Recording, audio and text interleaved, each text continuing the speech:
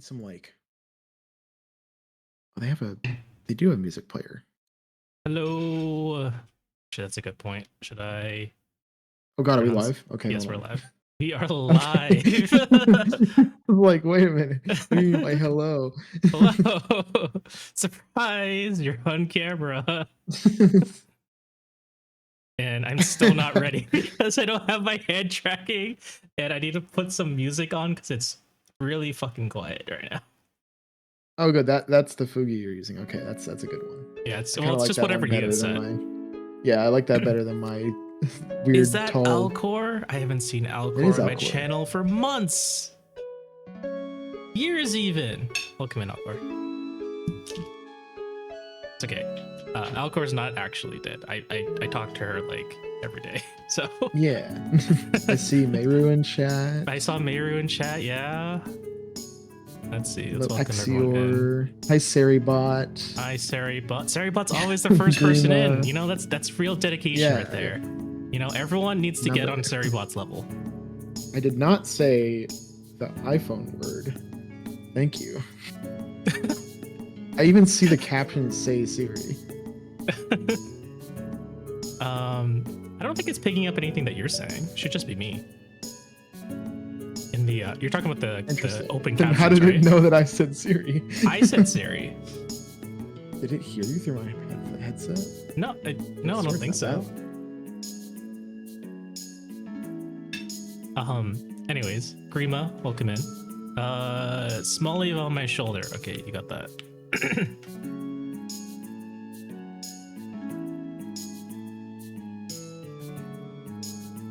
Small wave on my shoulder. I think it was Small wave was on my shoulder like last weekend, but let's do left shoulder. Hit these in the chat too. The creature. The creature. Like import Spotify into this game. Sick. There we go. Okay. What else? Maxi, welcome in. Have fun at your book signing. Same to you, Firestar. Have you ever read any of John Scalzi's books? Me? Yes. I've not. He's a sci-fi author. I've only read 2 of his books so far. I think it was Old Man's War, which is really, really weird, but also kind of funny. And then Starter Villain was the other one that I read. What's the name? Starter Villain? Starter. Is it 2 words? Yeah, Starter Villain. What's the author's name? John Scalzi. He's a pretty popular sci-fi author. And they're in chat? No, he's not in chat. Oh, okay. You said book signing, so I was like, oh, is that no, like a... Axie is at a book signing for John Scalzi's books. Gotcha, Axie is not the author. Axie is our friend. Let's see. Duality, welcome in. I'm glad class finished early for you. Welcome home. That is right. We are going to be playing this game on Tabletop Sim. So if you are someone who is not inclined to pay for expensive cardboard, that is neither of us. Super not true. You're welcome to play this game for free. Box of 3,000 magic cards across the room. You can play Grand Archive on Tabletop Sim. The mod is free. You do have to pay for Tabletop Sim, but it goes on sale pretty frequently. I think you can probably pick it up for like 10 bucks. I don't know. I've had this game gifted to me, so I have no idea how much it costs these days. Yeah, I bought this game like 5 years ago, so I can tell you. You definitely get your money's worth. Yeah. But let's see. I think I've literally only played like Uno on this game. Oh, really? I turned this on. I opened Tabletop Sim a couple of weeks ago for Snake's Saturday collab. So I think we were playing like a bunch of different board games during that, board and card games. I've heard Magic is pretty good on Tabletop Sim, but I like playing with my physical cards. No, I totally understand. Me too. Yeah. Me too. If it wasn't for like the limitations, the proximity limitations of physical cards. Like when I was in college, right? I was part of the TCG club. I was actually one of the founding members. And all they ever did there was teach people how to play Fire Emblem Cypher, whereas the president taught, Yu-Gi-Oh and Magic and whatever and Weiss. I exclusively played Fire Emblem Cypher, but it was just so much fun playing in person, rather than online. Yeah, it's the ideal way to play TCGs. Yeah, but it's hard to get near people to play it in person. The only person. But hey, if you ever want to learn Magic, you can either do tabletop sim or there's another app we use called Cockatrice. Mm-hmm. That is like an entire like Magic digital client. That's all like you don't have to pay for anything. It's all free, and you can build the decks online and then import them, just like we did with Grand Archive here. I would love to teach you how to play Magic sometime. It'd be fun. That'd be cool. We need more Magic people. This little VTuber. What do you mean you need more? There's plenty. I know, like, there's like barely any people playing Fire Emblem or Grand Archive right now. I'll learn Fire Emblem too. I have a deck. I have a Cypher deck somewhere.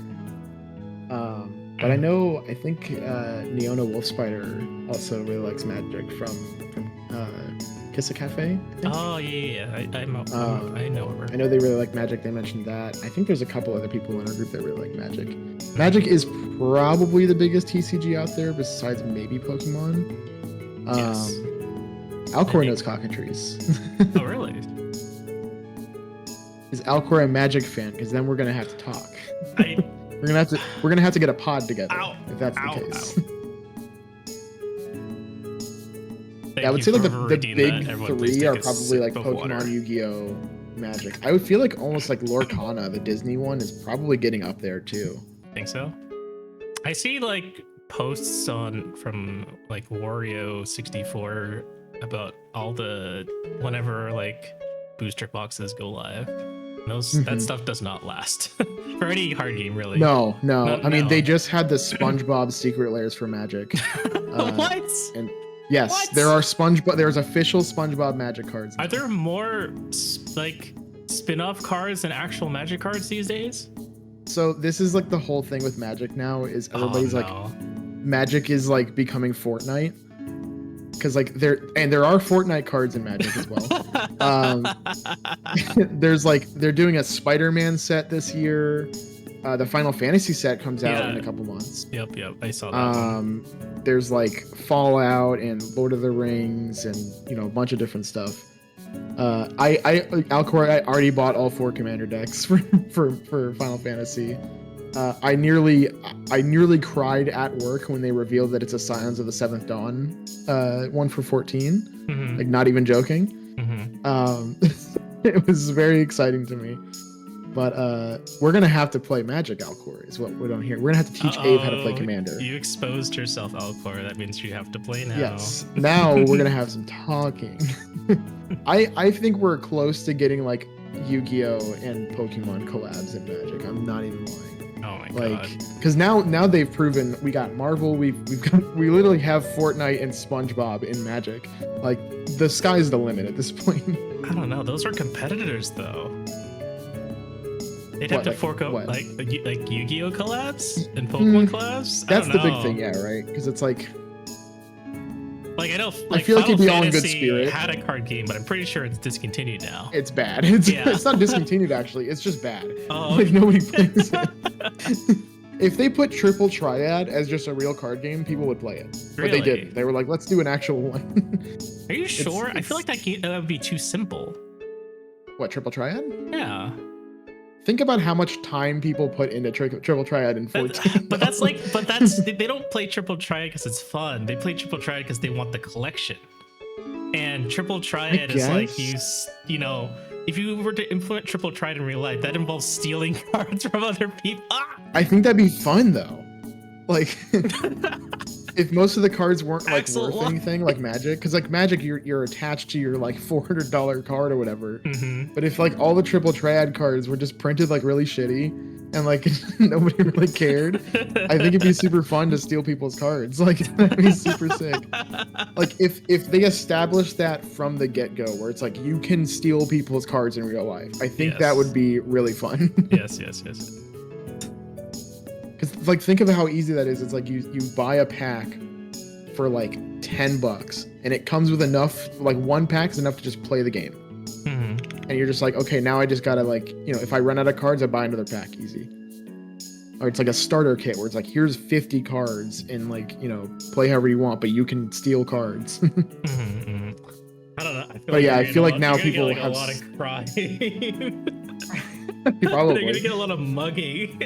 I mean, the problem is also it's like the inherent thing of a TCG, it's in the name, is collecting cards. So you get attached to certain cards, right? So you're like, I wouldn't play with my thing. And it's like, I guess if it's more casual format, but it's like, that's the kind of thing. I think if an actual real life triple triad was to like happen, everybody would need to be on board with like, you can steal people's cards. You can win. And if you don't want to get it stolen, you can't steal people's cards. You have to win. But I don't know, how would you? Yeah, like you'd have to have everyone follow some sort of like code of honor that everyone agrees to follow. And if you don't, I don't know, someone like locks you into a dark room and then a GM. I was gonna say up. Someone held you at gunpoint because you stole their chocobo or something. You end up in a GM jail and someone walks up to you and says, "Do you know what you did?" I am actually building my first, I think it's an unhinged commander deck. But they're for Ave, since you don't know, they have these sets called unsets in Magic that are just like joke cards. So like, for example, the card that I'm trying to build a commander deck around his name is Circadian the Night Owl. And he's an owl knight. Very funny. Very fucking funny. Yes. So he's an owl knight, and he has this ability called Nightlife Link, which normally it's just called Life Link, but it's Nightlife Link, which means all your knights get Life Link. And his abilities are, you can pay a white mana to give him vigilance, but only from sunrise to sunset in real life. And in the other ability is you can give him flying, but only from sunset to sunrise in real life. And it's all stuff like that where the cards are like, in order to play this card, give a high five to another player or something like that. It's all stupid stuff like that. It was meant to be, yeah. I mean, they're supposed to be played with other Unfinity cards, I think. But there's ones that are like, there was a whole set based around like theme park attractions, where you're supposed to like open attractions and do a bunch of like funny stuff. I love the Unfinity cards. They're really funny. I want to do a whole like Commander Night, but just with Unfinity stuff, because it's stuff like, if your opponent is wearing a blue shirt, do this thing. Like it's really stupid. Anyways, slap them across the face. They are pretty unplayable online, I will say that. Okay. Welcome in, guys. Grand Archive. Yeah. Before we get started though, Melon, did you know that Final Fantasy XIV has a free trial where you can play through all of Realm Reborn and the award-winning Heaven's Ward and Stormblood expansions up to level 70 with no restriction on playtime? Let me look how many hours I have on 14. 3,347. I actually didn't know that. Wow. Did you know that 7.2 just came out the other day? I heard about it. Yeah, me too. I haven't played it, but I heard about it. I mean, I quit Final Fantasy, but I'm still in my FC Discord, so I still hear about it. Yeah, I still hear about everything, but I'm like, do I want to log in? I could play Magic instead. Like, I don't know. I think Cran was streaming it the other day. He was. We were doing the whole thing, and then I was like, I was very hyped for playing it, and then I think I played like once with them, and I was like, I'm too busy. I don't have time to play Final Fantasy. Fair enough. I mean, you're still subbed? I shouldn't be, but I am. I don't think I've actually logged in and done stuff except for Island Sanctuary for like genuinely 4 months. I'm still on 7.1 content, and I still pay the sub every month. Yeah, I think I was paying my sub but not logging in for like a year and a half straight, and then I was like, it's time. It's just, if I need the serotonin of looking at my character, I want it. So like, I'll do that. But then I'm also like, I don't want them to blow up my house. And then somebody told me like, oh, they paused that. I'm like, huh? It's like the wildfires? What was it? What, because of the wildfires or some other time? I think it was that, and then there was some other. I think it was all the DDoSing. Oh yeah. They didn't want to like make it so that people like lose their house, So they were like, "Oh, we'll just pause it." I'm like, "How long has that been happening?" They're like, "Oh, like 5 months." I'm like, "Oh, the past 5 months where I haven't logged in." You're saying? Yeah. I lost my house, and that definitely helped to like not. Yeah, part of me is like I haven't even decorated mine, and I'm like, why do I care about this thing? It's just an empty thing? box. No, it's got some stuff in it, but Okay. I moved houses and then I just never repaired my whatever. I see. I was like, whatever. Okay, let's at least start the game so we have something for people to watch. Everyone, welcome in. We are here to teach Melon how to play Grand Archive. There's quite a lot of stuff to go over. It's definitely helpful to have a background. Oh my god. What? Oh. Someone left a snake nearby. Who keeps doing that? Who keeps putting the snake there?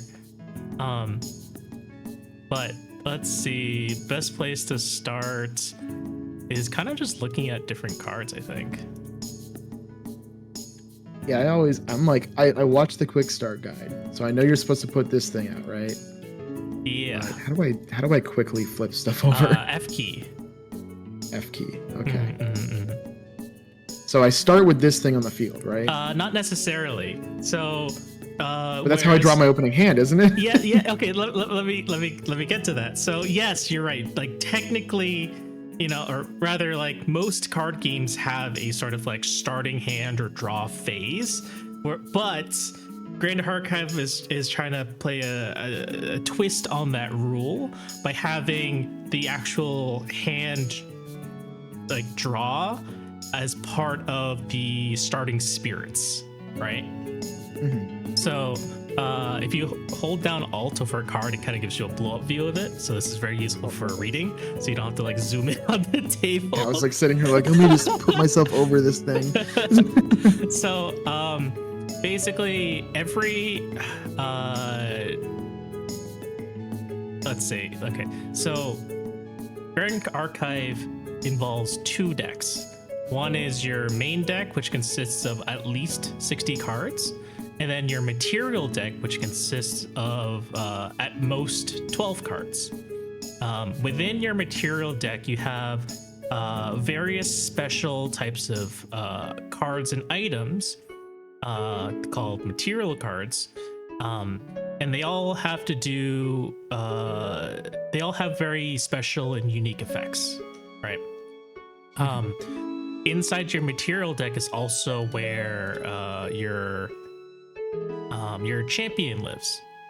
If you're going by Cypher rules, it's where your Lord character lives, and every champion starts out as some variation of this basic level 0 spirit. All right. The spirit that you choose is entirely up to you based off of the type of deck you want to build. There are 3 basic elements in addition to the normal element, and the elements correspond to the type of cards that you can play and what your deck is built around. So both Melon and I have water element decks, right? So our entire main deck is full of either normal cards, which are elementless and any deck can play them, and water cards. In order to play a certain element, you have to have a champion of that element. So since both of us have spirits of water, that is a water element, it means we can play normal cards and water element cards. However, unless we have a fire element champion or a wind element champion or any other high element champions, we cannot play those cards. It's kind of like needing the right element of land in order to play cards, or in Fire Emblem terms, it'd be, making sure you have the right colors. So can you have multiple champions in your material deck? You can with those are more the exception than the norm. So gotcha. Most circumstances you play champions of the same lineage, which is, you know, like, let's see here. Let me draw another. So, not unlike Fire Emblem, right? You start with a level 0 champion here, but then you can choose to level up your champion with different cards. So my deck's champion is Diao-chan, and she's level 1, right? And she has all these effects. When you level up your champion, it becomes part of like the lineage stack. So you can certain cards effects can be carried over when you level up to the next card. So I have this level 1 Diao-chan, which is normal type, and then I also have this level 2 Diao-chan, which is also a normal type. It is very pretty dark. It is very pretty dark. Yeah. The way I see it, my MTG brain is this is my commander. Yes, that's correct. And it's so I'm basically upgrading my commander to be better and better as I keep going through my deck. And the way that you upgrade them, I see like the 1 blue cost, right? Yes, that's on correct. mine. Yes. So you have to, the way that you do that is I'm gonna keep calling it exile, but it's banished. You banish a card at random from your memory. That is correct. At that like 1 step, right? Yes, that's correct. The steps, but the materialization step. Yes. Okay. Oh God, please flip. But I think we can go ahead and kind of just like work through the game, and then I can. Yes. I at least have a base TCG knowledge, yes, so I think I can pick it up pretty quickly. And then as we play, I can kind of explain what all the different types of information means on each card. And, you know, for the most part, we can kind of play with everything face up and revealed to each other, just to, you know, be a lot more transparent. Yeah. I'll try to figure it out on my own, I think. But at least the base, like, goal of the game is to knock out the other person's champion, right? Correct. So looking back at the champion card, I can get it since we're already here, right? Kind of look at the different pieces of information on each card. So for your champion, right? The top left is the level. Level has some other pretty useful mechanics, like certain card effects only activate if you're a high enough level. Certain monsters will only listen to you, kind of like a Pokemon style, right? If you are a certain level, right? The number right below it, where it's a blue number in cost, it means you have, like Melon was saying, you have to pay a certain amount of cost in order to play this card. To play with Spirit of Water, it is a 0 cost card, so you don't have to play anything. On the top right, that shows your element. That's a water element. And then the bottom is, you know, the various card effects. And then at the very bottom right, that is your champion's HP. And in Grand Archive, your HP doesn't go down. It is that your damage goes up. So every time... Right, you have like counters, right? Yes, exactly. So every time your champion receives damage, you add damage counters, which there's a handy counter button. Okay, yeah. I had a very important question about this. So if I upgrade my Spirit of Water, do I still keep the damage counters? That is correct. So if your Spirit of Water, you know, gets to 14 damage counters, even if you were to, you know, level up your champion to the next card. So this card here, add the health. That's a difference, though, right? That becomes your new health. Okay. Yeah. Gotcha. So instead of having 15 health, 15, I would have like basically, what is that? 8 health left. If I had 14 damage. Yeah. So basically, the game ends when the damage counters equal to or exceed the health of the champion. Exactly. Gotcha. So before, when I had 14 damage counters, I was 1 damage away from defeat. But if I leveled her up into Diao-chan level 1, I now have 19 health, and now I can last another 5 damage counters. Sweet. Okay. Yep. And then there's various effects to, you know, reduce damage counters and all that. What was the other question I had? I had some other question, but I completely forgot what it was already. No worries. Yep, I forgot. It's not important. That's okay. Well, I mean, we'll probably get to it soon. Yeah. So, for convenience sake in tabletop sim, I usually just like keep the spirit card out so I don't have to search the deck. Yeah. Is there a hotkey to like look through this deck? I don't know. Okay. I don't know. Just always do right click search, whatever. Yeah, that's what I've usually been doing. I don't know if there is. I wouldn't be surprised if there is. Maybe in like control or something. I don't know. But anyways, we can start with the very first turn. So, you know, you determine turn by, you know, rolling a dice, coin flip, whatever, pretty standard rules. Hey, you're messing up my side of the table. Eat. I'm 18. Oh. Doesn't count. Wait, it's a Everyone 3. please take a sip of water. Take it back. I'm gonna go ahead and take the liberty of going first anyways. Okay, that's fine. All right. So, like I said, there isn't, you know, that draw your hand phase like many card games have. The drawing your hand happens once you summon your first spirit. So, what I'm going to do is play the Spirit of Water from my materialization deck, and for the first turn player, their starting phases is a lot more truncated. So normally, you know, a typical turn phase goes wake up phase, where you know, wake up all your units, you know, making it face the right side up. And then it goes to your materialization phase. Materialization phase just means to play a card from your material deck. And, you know, paying whatever cost in order to play it. Once after you materialize, you go to your recollection phase. That means picking up all the cards that are left over in your memory back into your hand. And then, and it's just normal draw, right? Yes, and then you go to your draw phase. I got confused because I'm seeing text on the side here. I'm like, where is that coming from? Oh, that's my notes. I'm sorry. I didn't notice that you were showing it. Okay. I was so confused. I looked over to the side. Like, you're like, who's writing all this crap? It's like it's something listening to me.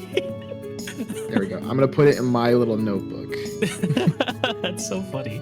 I was like, I need to write a note so I remember all the phases. Yeah, no, that's perfectly fine. So, so that said, first turn player, their phase is a lot more truncated. So they have the materialization step. They skip their draw. They skip their recollection. They skip their draw, and they go straight to main phase. Okay. Does that make sense? Yes. Okay. And main phase is basically where everything else happens. Yes, everything else happens. End phase is like, from what I saw from the quick start, it's literally just identical to Magic, where all the temporary damage falls off of creatures or whatever, or allies rather. All the temporary falls off of creatures. Any effects that trigger on end phase occur and such. Okay. So being first turn player, I have my materialization phase, so I will play the Spirit of Water. Spirit of Water on enter, I can draw 7 cards. 1, 2, 3, 4. Oh wait, I didn't shuffle. Yes, do that, please. Oh, shuffle? Okay, yeah, hold on. Shuffle my deck. That's a good point, yeah. There we go. Much easier than Magic. 1, 2, 3, 4, 5, 6, 7. Okay. Now, I had mentioned that there are different variations of the spirits in addition to just, you know, the basic elements: Spirit of Water, Spirit of Wind, Spirit of Fire. It is also a Norm spirit and also a Spirit of Slime. There's also... oh, why didn't you give me one of those decks? I mean, those are fun. I mean, okay, Spirit of Norm is pointless. I don't want the normie spirit. I want the slime spirit. Slime spirit is a legitimate deck. It's for slime decks. So it's one of those unique it's one of those unique champions that lets you play slimes of any elements rather than being restricted to a single element. And that was actually that was a meta deck for a couple seasons, but I haven't seen. No, it's like Maple Story slimes and Ragnarok Online slimes, not slime girls. Right now, there are no slime girls. Downgrade. But you know, the effects of those variations of spirits are different. So you might not draw 7 cards like these basic spirits of water. It might be that you glimpse 6 cards, you know? It might be that you draw 6, but then summon a token, which at level 3, you can discard the token to draw a card later. There's various variations of your spirits that you can play, which kind of is the reason why drawing your hand is not what's it called, like a game action. Yeah, like a part of the game rules and phases. Right. This kind of allows some sort of flexibility in how you start your game. Okay. Yeah. So at this point you're in your main phase. Correct, because I had just drawn, I skipped recollection, I skipped my draw phase. I'm now in my main phase. I can... Is there a way to reveal these to you easily? I guess this I can see it now. This is probably the easiest. You don't have to. I can learn. Okay. Fair enough. Feel free to just beat my ass. I'm funny. So, I'm also watching your stream, so I can probably see you. All right, so that's perfect. That's perfect then. There's a ton of different types of cards and card effects. It's hard to get through all of them, but you know, you have everything ranging from spells to actions to attacks. You have fantasias. You have equipment. It's funny because like most of the language on the cards is very transferable from Magic too. Yes, I see like I can imagine negate is like a counter spell. Yeah. Yes. Exactly. Because I see it's like negate unless your opponent pays 2. I'm like, oh, literally just a counter spell. Okay. Like, I think the people who made this are literally just ex-Magic players who probably really like anime. Do you know what the developers call themselves? The company that saw it on the bottom of the card. It's Weebs of the ocean or something. Weebs of the shore. Yeah, I was gonna mention that because that's what I forgot to mention earlier. I lost my train of thought because you were telling me about the bottom right of the card. I'm like, does that say Weebs of the shore? I was like, no way. Yeah, so this is definitely it's Weeaboo magic. Which it's just Weeaboo magic. A very transferable skill. Yes. So. But they put all the Hatsune Miku cards in Magic for. Yeah, seriously. So looking at a typical spell or a typical card, right? You have on the top left, this is your reserve cost, which is colored yellow. Now, if you go back to the material cards where this is blue just means you have to pay memory in order to activate it. Yellow means you pay reserve in order to activate it. Now, paying memory and paying reserve are 2 different resources. Reserve is when you place cards from your hand into the memory in order to play it.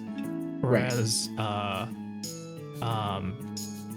memory cost is when you banish cards from your memory to pay the cost, right? So essentially in order to play stuff on your materialization phase, it requires that you've played something that requires a reserve cost on your main phase the last turn. That is correct. Okay. With some exceptions. You know, obviously there are cards that are 0 cost, so you don't have to pay anything. And then there are some effects that have a floating memory. You might have some in your hand because I think your deck is full of cards with floating memory. Well, I got a hand yet. Oh, right. Fair enough. Fair enough. But floating memory allows you to spend that card if it is in the graveyard to pay for material. That's a floating memory. Okay. That's a floating memory, correct. Okay, so it's almost going like back, Delve in Magic. Is that what it is? Delve Magic is exile cards from your graveyard to pay for the mana cost. Okay, so what I'm going to do is I want to play Fractal of Insight from my hand. All right, and now that has a material cost of 2. So in order to do that, I need to pick 2 cards from my hand to put into my memory face down. So I'll look at cards in my hand that It's a good thing I haven't seen any of them. Won't need it immediately. So maybe that one, and let's see. Oh, that's good tech. You do it before you play it, so I can't see it. So I'm gonna pay 2 into my memory to play Fractal of Insight. Fractal of Insight is a Fantasia Mage Fractal that is normal type, and it has on enter, you may rest Fractal of Insight, and if I do, I can glimpse 2. It also has the reservable ability, which means I can rest this card to pay for 1 reserve cost. Interesting. So it's still enter. So is it it's not an ally though. So what's the point of resting and unresting that? Means like you can only use reservable if it is unrested. So basically, for this particular card, I can either use the first ability or the second ability. And that, okay, so I guess my question is, what does this do outside of the on enter? It is reservable. That is the second effect. Well, paying for a reserve cost. I see. Yes. Okay, I thought it was in order to play this card, you rest it as it comes in. I was like, okay, but what does it do later? So this is kind of like a deployable reserve, kind of, or like Correct. a deployable memory. Correct. That you can use later. Yes. In Magic terms, it's a mana rock. Mana what? It's a mana rock. Mana rock? A mana rock in Magic is a spell that you can play that you can tap for mana like you would a land. Mm-hmm. I don't know if you know what a land in Magic is. Yeah, I know what a land is, yes. It's essentially a land that you play as a card that like gives you access to more mana later. I see. Interesting. Okay. So, yeah, that's a for my Magic fans, that's an arcane segment. Okay. All right. So Very cool though. I am. And did you glimpse your 2? I am gonna choose not to glimpse my 2, and instead leave. Oh, you may rest it to glimpse 2. Okay, correct. Cool. So instead, I'm going to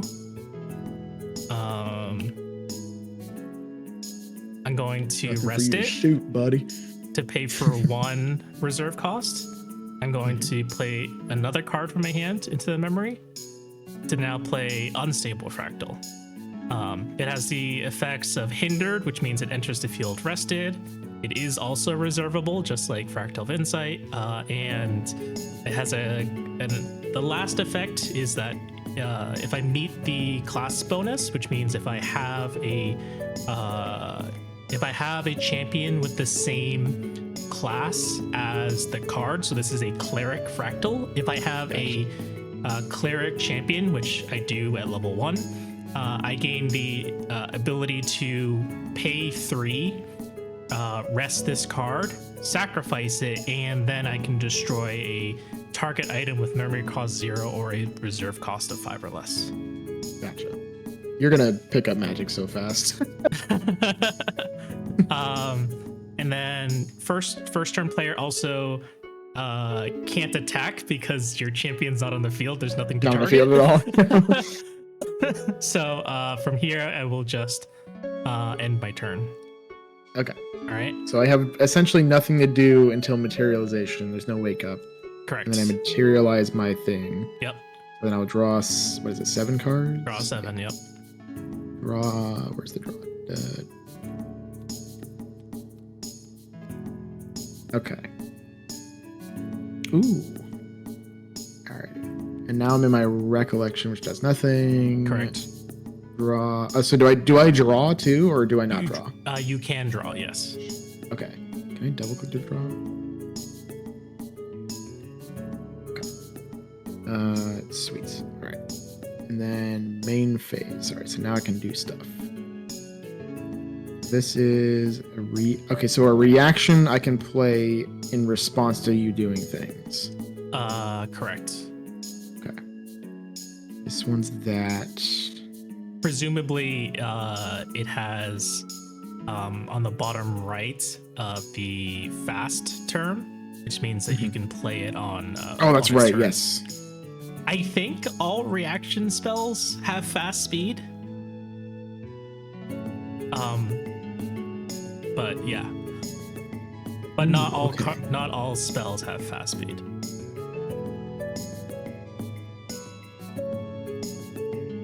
Reading. Oh, it's okay. So, okay, cool.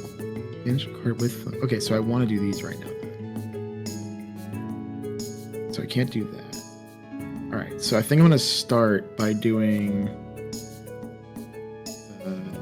this. Pay for 1, and I'll play a Chilling Touch.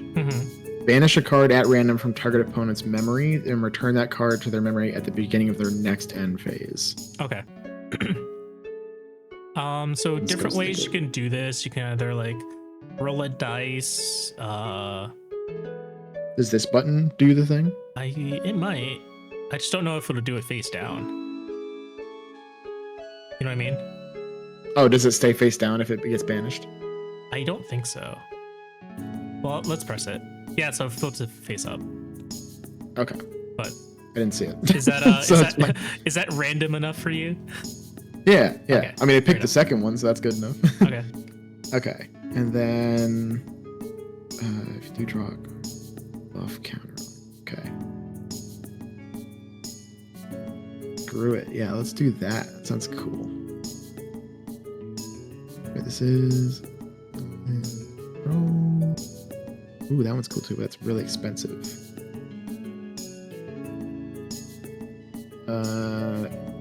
Okay, I'm starting to get what this deck does. Got it. All right. I think I'll do this, and this. Do 3 of these, and I'll do a Frostsworn Paladin. Oh no. On enter, I can banish a card with floating memory from my graveyard. If I do, I draw a card and put a buff counter on Frostsworn Paladin. So when I get rid of this thing that has floating memory, I will draw a card. And then where are my buff counters at? Grab a dice, just put it on top. Do one of these thingies. And it's already on. What does the buff counter do? So buff counter is, as long as it has this buff counter, it gains +1/+1. Okay, so it does 2. It's got 2 attack on it and 4 health, basically. +1/+1. So it'd be 3 attack and 4 health. Oh, right. Okay. All right, cool. So then I can rest this, right? Oh god, is there a way to rotate? Okay, E is the way to do it. Is there a quick way to do that? Just tap it. You can just tap it. You don't have to hold it. Oh, with like the left click? So at the very top, do you see like a lift heavy? You see a man lifting weights? To the right of it, that is your rotation degrees. So you can set it to 90 degrees and it should rotate by 90 degrees. And what is the button to Q or E. Q or E. Okay, there we go. Yeah. Got it. There we go. All right, so I will do that, and I'm gonna attack your Spirit of Water. All right, for 3, right? I'm just gonna 3. I'll just take it. Summon 2 pendulums that are like.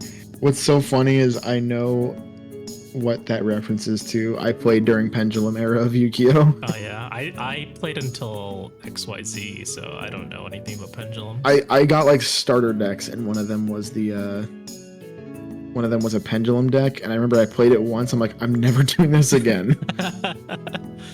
All right, and then I'll move to end, and I guess pass to you, right?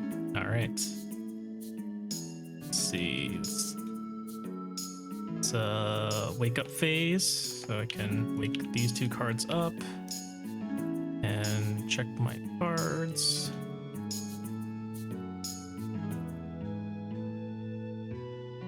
See what I want to do here. think every card art that doesn't have a dude on it is pretty in this game. Listen, I got a guy that looks like Thancred in my hand, so I'm happy. What's the best thing to do here?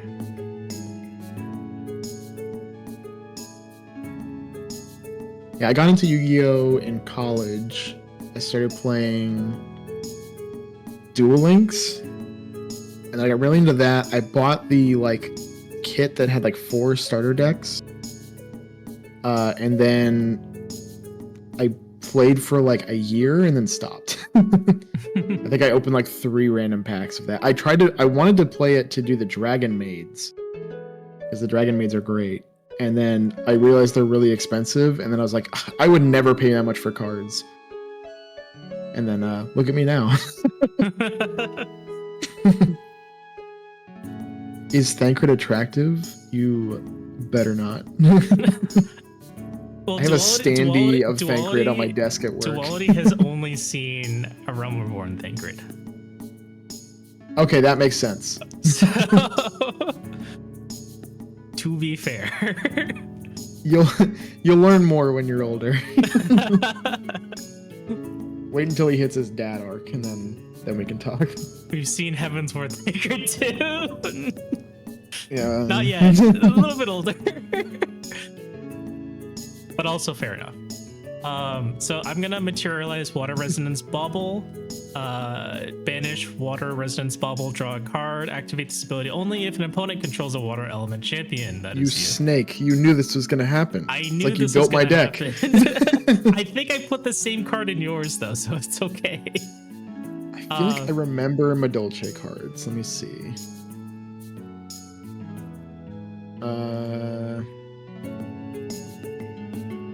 I do remember these. Yes. They kind of remind me of Lalafells though, so Maybe not. They are very go cute. ahead and banish Dragon Maids Water are cute Resonance in a different Bubble in order to. I remember I wanted to draw a play card. with all of the I wanted to play with all the Dragon Maids, and then I really like Dark Magician Girl and her other counterparts. I don't remember what they're called, but I have one foil card of a Dark Magician Girl adjacent character that I really like. And then I remember, for some reason, I remember Trap Tricks, I think was their names, were really big when I got into Yu-Gi-Oh! I remember that because I was clearing out my YouTube watch list recently, and I had some video that was the best Trap Tricks cards in Yu-Gi-Oh! And I was like, I don't remember that. Abe definitely counts as a Dragon Maid. So I recollected to put all the cards of memory back into my hand, and then I'm gonna go to my draw phase. So I'll draw one. It's a good thing I got rid of one of those. It'll come back. Is it return that It does card come to back, the you're memory? right. I didn't get rid Back of to the memory. it. But it comes back at your end step. Yeah. I don't know their lore, no. Let's see.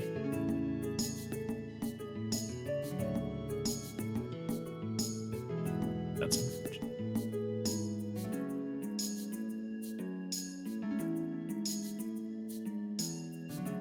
Okay, your Frostborn Paladin's really scary, so No. I need to do something about her. He's just a cool Monster Hunter character with Velkhana armor. Yeah. I've done this. Maybe I Yeah, this should is do exactly duality.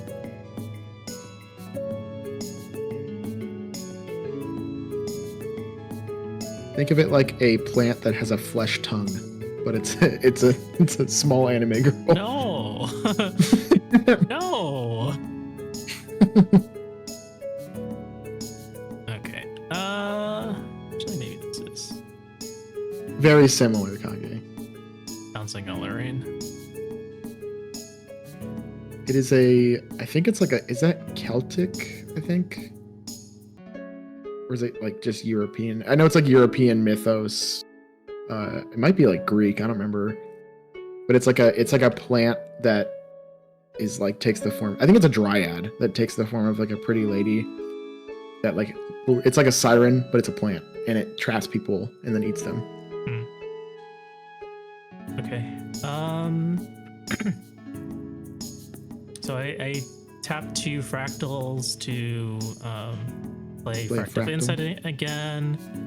I think he's ramping. He's ramping. I think I'll go ahead and use the on-enter effect so I can glimpse 2.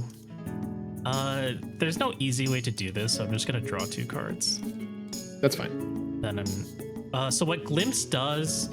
Duality says it works like scry.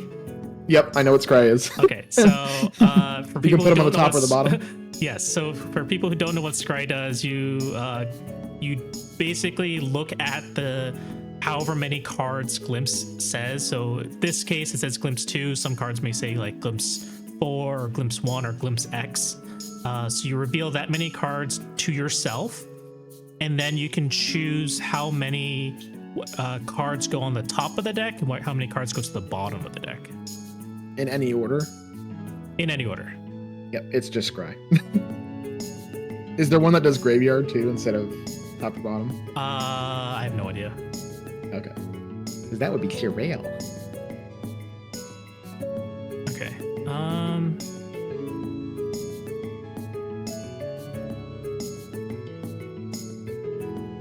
Let's see here.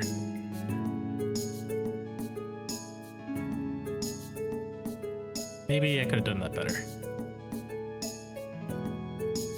Now that I think of it. The new player's supposed to win, right? Yes, new player is supposed to win. I mean, you're winning right now. I mean, yeah, you have 3 champion damage. Yes. I'm gonna put that card on the bottom. Put this card on top. And then... Let's see. I will... a 1 reserve for Dissonant Fractal. On enter glimpse 4. And as long as I control 2 or more other Fantasias, Dissonant Fractal has reservable, which I have 3 this others. Dude's ramping. I'm ramping. Anyway, it's gonna glimpse 4.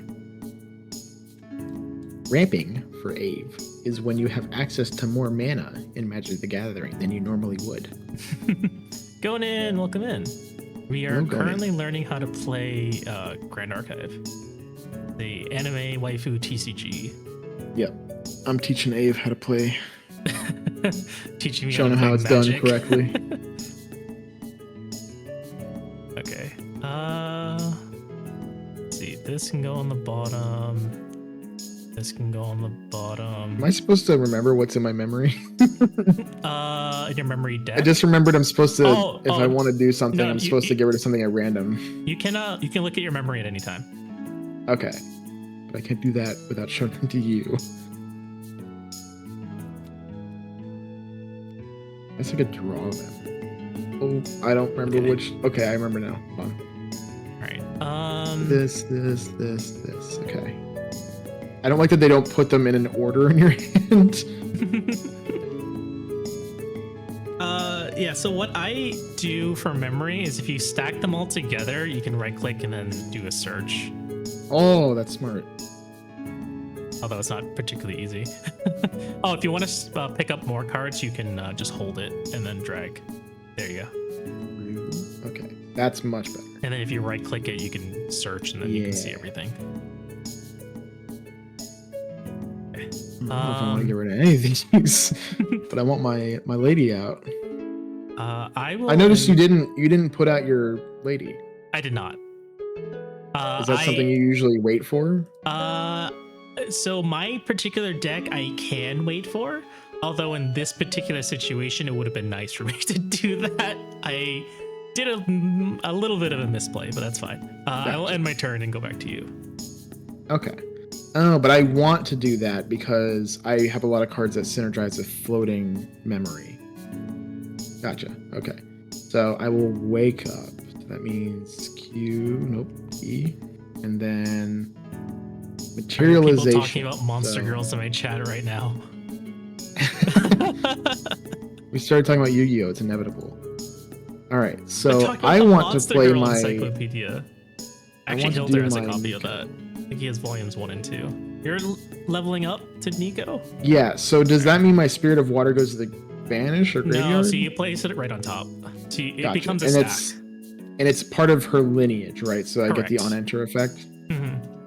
Okay, so how do I pick a random card from this? So let's see. If there's another water element card in Nico's lineage, which there is, it's the Water Spirit. Don't look. Look at the top 2 cards of your deck. I mean, you can just draw 2. That's the easiest way to do it in Tabletop Sim. Just draw 2. Wait, what do you mean? Like from the memory deck? Look at the top 2 cards of your deck. So your main deck, you just draw 2. Well, no, I need, in order to get her out, I need to get rid of a thing at random here, right? Oh yeah. So in real life, what you would do is you can like roll a dice and say like, you know, evens and odds, or like 1, 2, 3, 4, 5, 6. Yeah. In this I'll case, do a D12 because there's 4 of them. What you can do is that's true. I could do that. You can just click banish 1. Damn it. Oh, that's your win con. You just banished your win con. See, that's the one I didn't want to get rid of. Yeah, but, that's bad. You know, that's so bad. It is what it is. There's okay. definitely more than one in the deck. Yeah, right? there's 3 more in the deck, but damn, that okay, sucks. good. All right, so now I'll do her thing. So I'll draw 2. Yeah. And then I'll put 1 in the graveyard and 1 on the bottom. Yeah. Okay. So, that one's pretty cool. Oh, but I can... You do your thing. I'm going to go ahead and grab that card from my banish. Yep. I'm going to put a Chilling Touch in my graveyard. Why not? And then, actually, wait. Well, shit. Yeah, I know. I want that, right? Yeah, because this one doesn't have that. Okay, cool. Correct. You so do then want, I do... floating memories in your graveyard. That's correct. Yes, that's exactly what I wanted to do. And then I'll put that on the bottom. Drag the whole thing, yeah. Okay, and then now I draw normally. Or no, it's Recollection phase. Recollection, yep. These go back to my hand, and then I'll draw normally. Yep. Okay.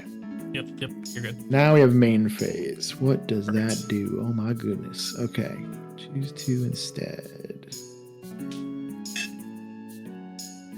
Ooh, that's kind of cool. But that's a fast action. Yeah, that one costs 4.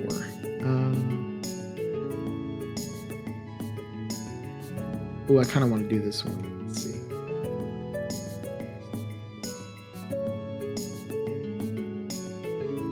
Oh, yeah.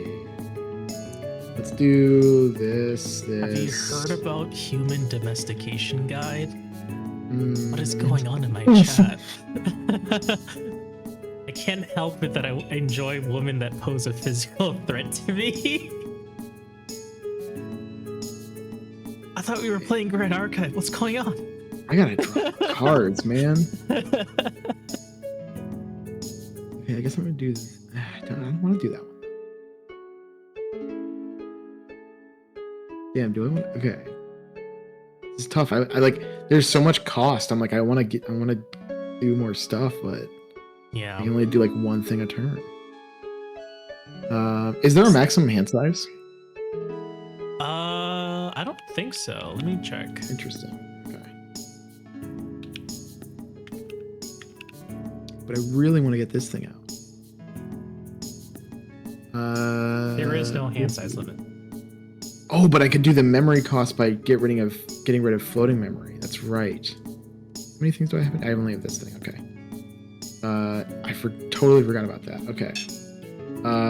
Yeah, let's do that. Fuck it. Let's do this and this. I want to do this one though.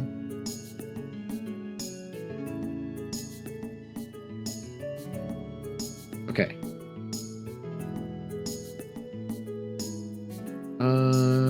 Yeah, we'll do this one too. Screw it. Put that one there. And I'm gonna banish this guy. I'm gonna play a Wave Rider Protector. Oh shit. It's got taunt and floating memory. You're gonna negate that? I'm gonna reserve my Dissonant Fractal. You pay 1 memory and then activate Glimmering Refusal. Negate target card activation unless its controller plays X. Damn! Where X is the amount of Fantasias you control. I have 4 Fantasias. Oh, I can't do that. Alright, so well, and it's banished too, banish right? the card that had its So no activation floating negated memory? this way. Man, come on. When your champion is attacked with the size of it, you may reject it. Okay, so I guess I still have that, but you still don't have a thing out, but I can attack the same turn. Yeah.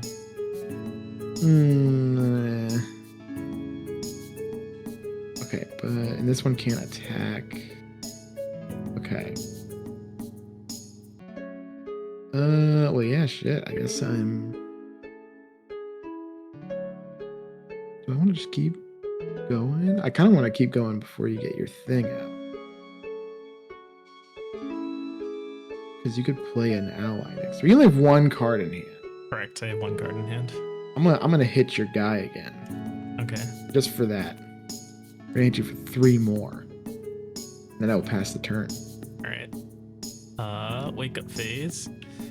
Mia's doing okay. She's been eating dinner and playing Elden. She says yes, she's doing good.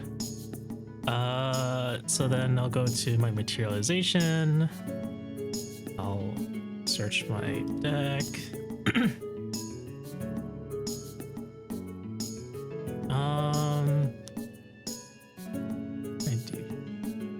I'm like looking at your stream. I'm like, I shouldn't do that. I guess now's as good as time as any. Although, actually, I wish it was a little bit later, but it's okay. I'll banish 1. Hopefully, it's a good card. That's not a good card. I'm doing honor rule.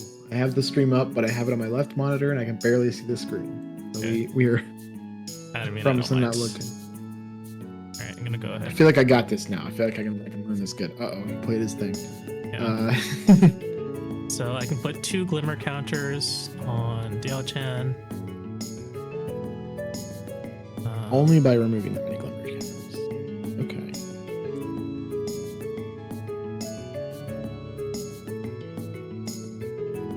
Then I will go to my reflect and then draw. Bye, Grima. Have a good night. Have a good night, Grima.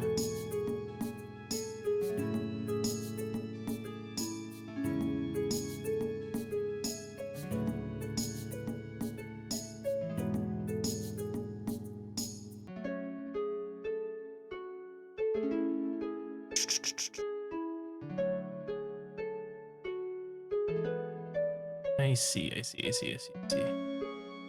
Well then. I made another misplay. Uh-oh. Whatever. What will I do? What happened to your... Oh, it's like, what happened to your memory? I didn't look at... You had 4 cards in your hand. Yeah. Okay, I think I will...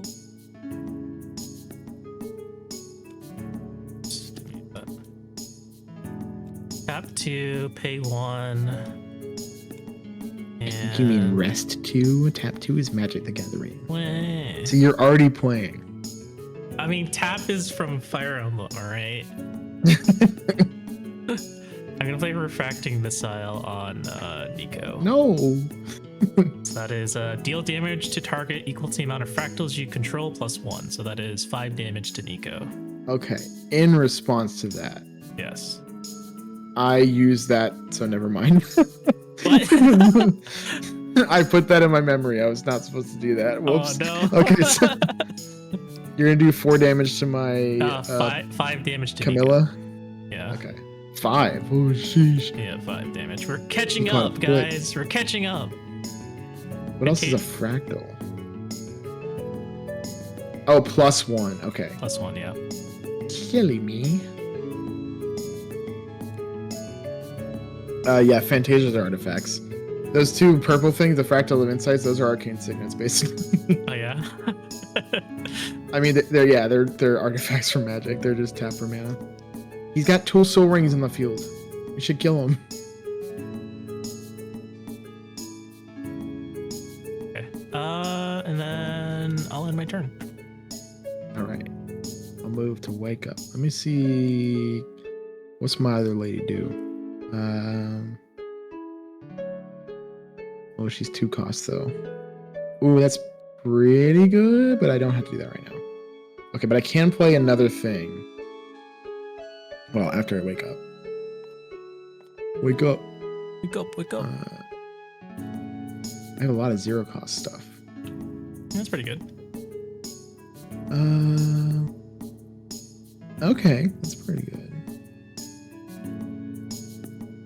What does a power cell token do? I pay 3 for that. Yikes. Banished. What does a quest counter do? Oh wait, no, that doesn't matter because my champion is not Guojia. Yeah. You can try out the Guojia deck after if you want. Is that the other one you sent me? Yeah.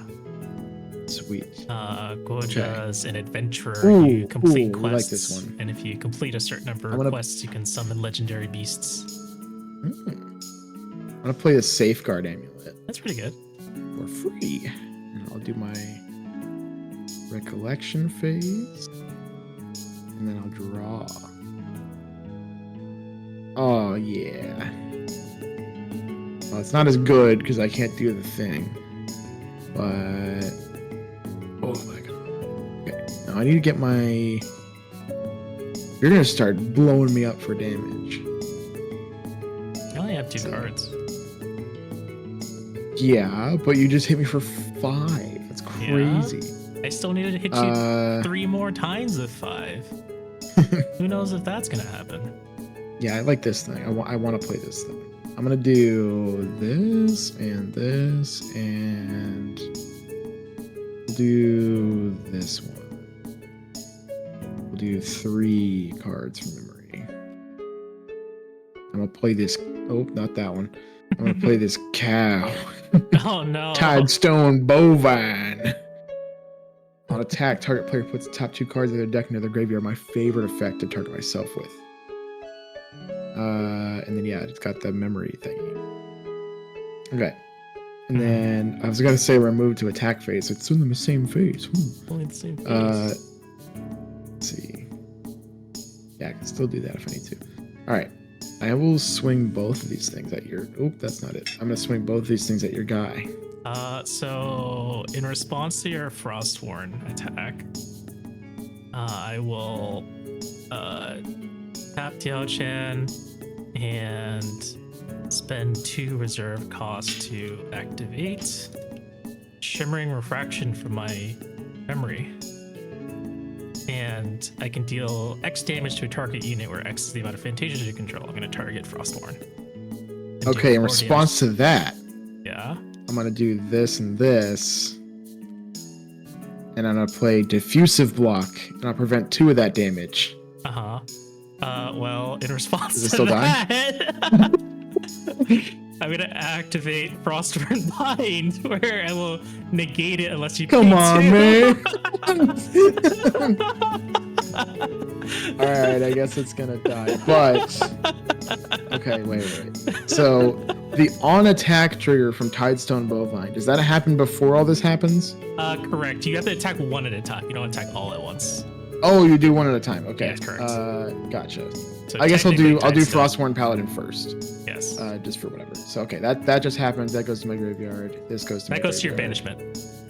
Oh, that goes to banish. Okay, bad. Diffusive goes to banishment. Correct. This goes back somewhere.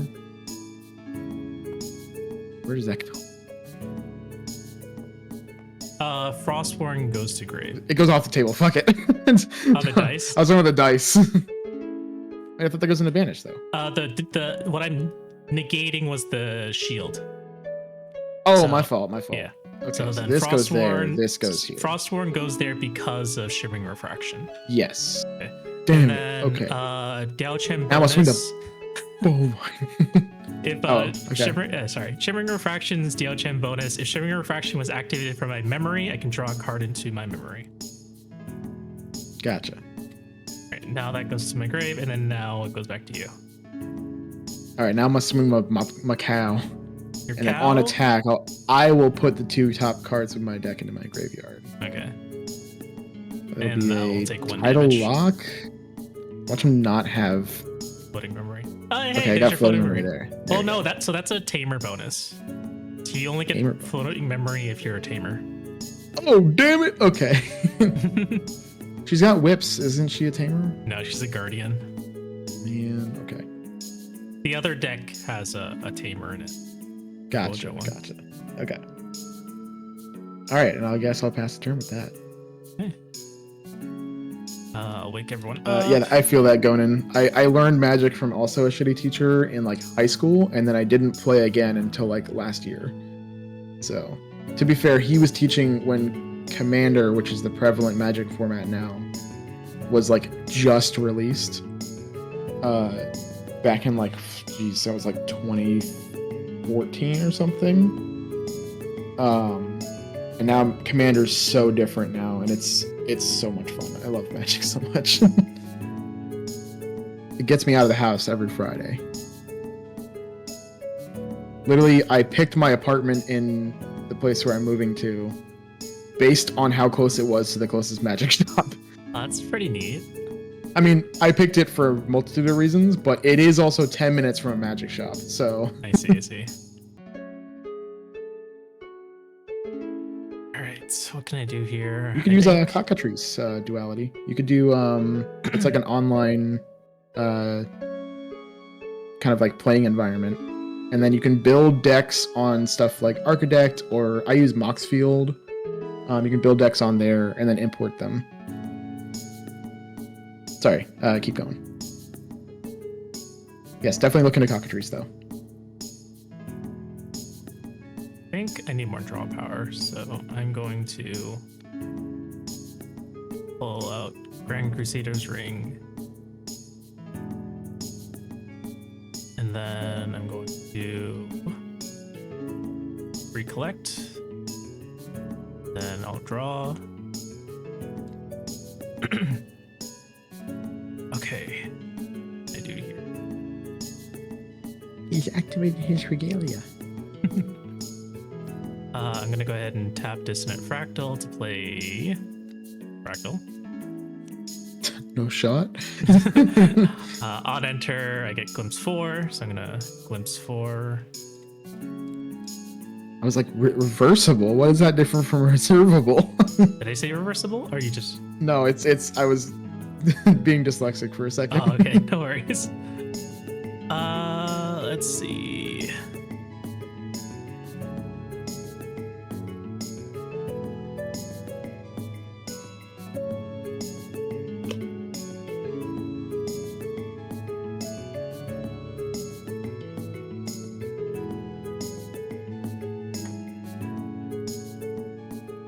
Based on this, is this your actual deck that you play?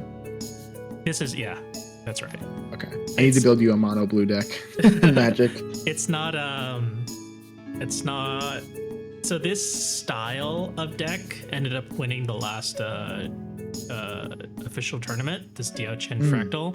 I built this deck based off of the cards I actually own, just for testing reasons. Smart. Yep. So like the difference between the deck that I built and the champion deck is, you know, a few $100 for the cards. Yeah, that makes sense. But the idea is still the same. It's throw a bunch of fractals onto your field and do these spells that demolish as quickly as possible. So I'm gonna go with I think they mean Good Mythical Morning, but I could be totally wrong about that. Yeah, Good Mythical Morning. There we go. I haven't heard that in a while. Did they played like Magic or something on Cockatrice? Did they? I only knew them for their like funny like their food stuff, right? That's what yeah, exactly.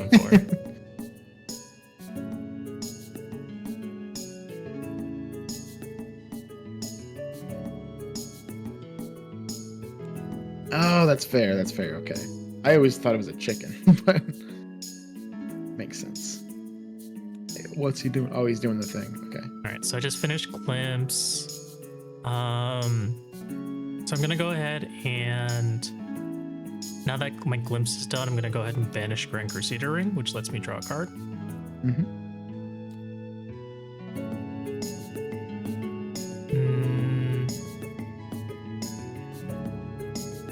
Then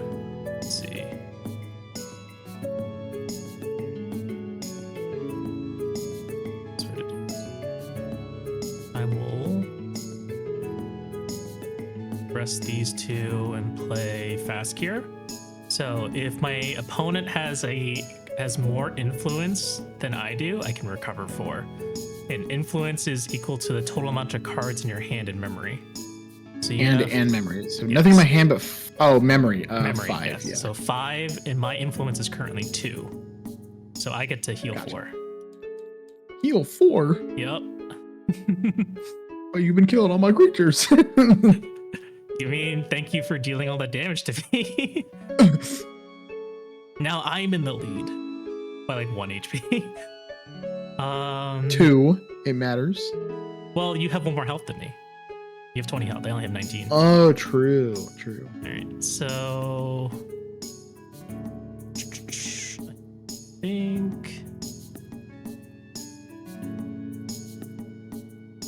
I think I'll end my turn then. Back to you. Definitely nothing you can do on my step as well. So,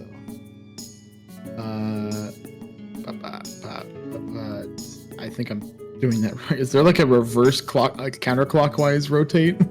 E, right? Well, E and Q are the different directions. So if you press Q, then press E next turn. Wait, so I do. Oh, okay. For some reason, it did it weird last time. Materialization. Let's see. Do I want to do anything silly? That seems kind of good. When is Abe gonna summon Exodia? There is no Exodia. Actually, let me think. There's not really an Exodia. There is one funny card called Lubu, and Lubu has a special effect where if Diao-chan suffers exactly 32 points of damage, you can basically turn Lubu into your champion, and he now deals 12 damage per attack. That's crazy. And he has 35 HP. Exactly 32? What? You said exactly 32 damage? No, it doesn't change their... Yeah, it's just -3 level. It doesn't, like, remove their champion back to us. Gotcha. It just means it's... can't use, like, pride or anything. Sorry, I was chatting with Mia. You're good. Did we already discuss it, Lubu's basic Exodia? Basically, I mean, it's hard to come back from that, but also, like, the trigger is just impossible. Okay. I don't want it. Actually, I can't do that. No, I can do that. Yeah, because this has... So does this card have floating memory generally? Only if you satisfy the class bonus. But if something says to ban, like, not the win con or anything like that, but like if it says to banish a card with floating memory from my graveyard, does this have floating memory, or is it specifically? That's crazy. Okay. None of your other cards have floating memory? Not in there. You've hit all of them with a counter spell. Hey, leave my hand alone. Sorry, I didn't mean to do that. Oh shit, I guess I could do... Wait, did that card belong in there? Was there a bovine in there? Yeah, Okay. it was there. I milled that. Conan, thank you so much for the follow. Welcome to Edenheart. There's 4 more followers to go. If anyone in chat has questions, feel free to ask. We'll answer them as best I can. I guess I'm gonna start by... Oh god, why did you do that? I'll swing this at your not commander. No, your champion. Yeah, I get that. Okay. And yeah. Okay. I can't lie, I thought I followed last time on stream. No worries. I'm gonna do 2. And I'll play Primordial Ritual. I'm going to sacrifice this ally. Not the cow. Is that going to banish? No. The cow sucks now that he doesn't have floating memory. It's okay. Primordial Return also has floating memory. So then this says put 2 cards in there. So do 1. 2. No! God, man. Okay. Not your second win con. Don't worry, don't worry. I definitely don't have another one. Did I get anything with floating memory in my grave? Oh my god. No, I have well, one thing. you have one floating memory. They really don't count because they say class on them. Yeah. That's so crazy. Yeah. Man, Abe builds bad decks. No I'm synergy. sorry. No synergy. I actually forgot that said class bonus on it. That's fine. It's fine. I'm gonna banish this thing to draw a card. Fair enough. Come on, man. Okay, that helps. Yeah. Yeah, that helps. All right, I'll pass the turn. Okay. Buy more RAM. Pick up phase. Search. Is that a cow joke? These are cows. What? No, floating memory because it's memory. I get it. Is it? Yeah. No, it's not a cow joke. it's a memory joke. You're saying you should buy more RAM to get more memory because I need more floating. So memory. who's winning? We're exactly even right now. I guess technically. Technically, we're even right now. Yeah. Until he summons Dao-Chan Exodia. And Dao-Chan Exodia. Yeah, Yeah, I play course. Pot of Greed. Of course, Dao-Chan Exodia. I play Pot of Greed. Let's see here.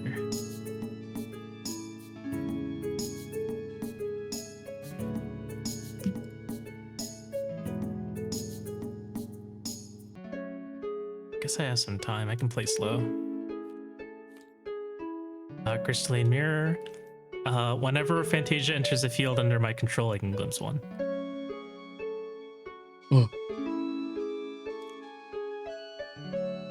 Okay.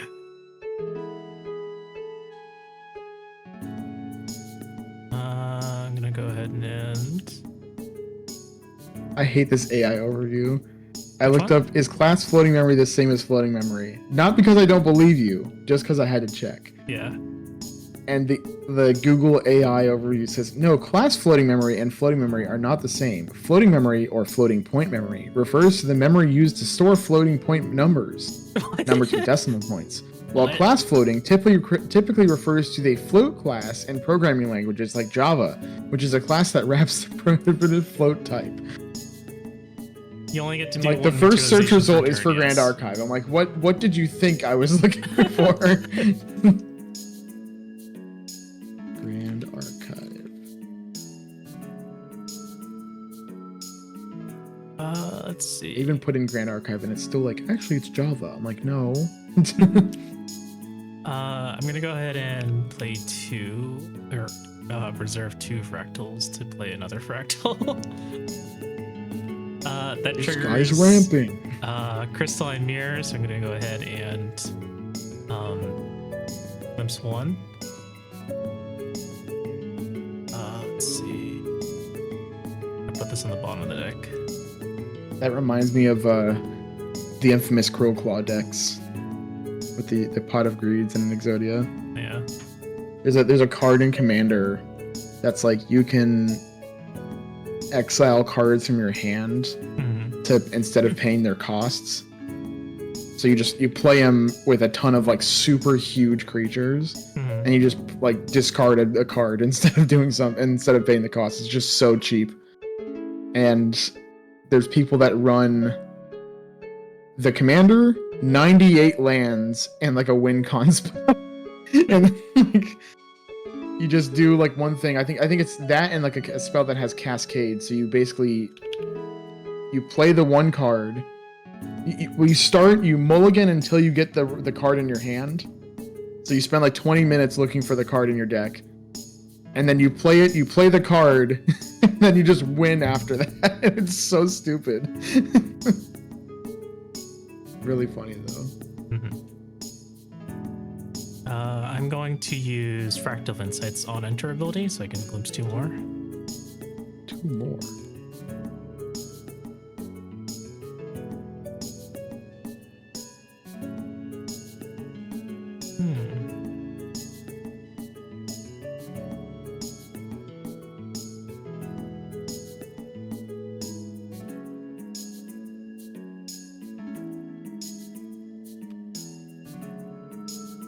Memory costs. Dang, so you just destroy my safeguard amulet. I could. Now, can I activate the safeguard amulet Before I in destroy response to you killing it? Yes, you can. Okay. But if you're just not going to do damage to me this turn, you could just kill it. Yes. You wouldn't do that, though. I mean... why would I do that? It costs you 3 reserve and definitely not 0. Because you like that Glimpse 1 effect, don't you? I'm going to go ahead and banish Crystalline Mirror to destroy You little bastard. I'm going to sack it. I'll prevent the next 4 damage. Oh, no. Okay, I had my turn. Oh, it's destroy, not banish. Okay. You destroy banish? material cards, go to your banishment? Destroy target item with memory. I mean... I can't remember. Oh, no, I don't. Okay, so I banished it in Yes. response, so it will go to banish. Okay, Yes. if I let you destroy it, it would stay there, but there's no reason for me to not banish it, to be fair. I don't think it has any effect if it's in my graveyard. Mm-hmm. At least with what's in my current hand. What do I got in this thing? Let's see. Oh, okay, yeah. I mean, you can just keep blowing stuff up.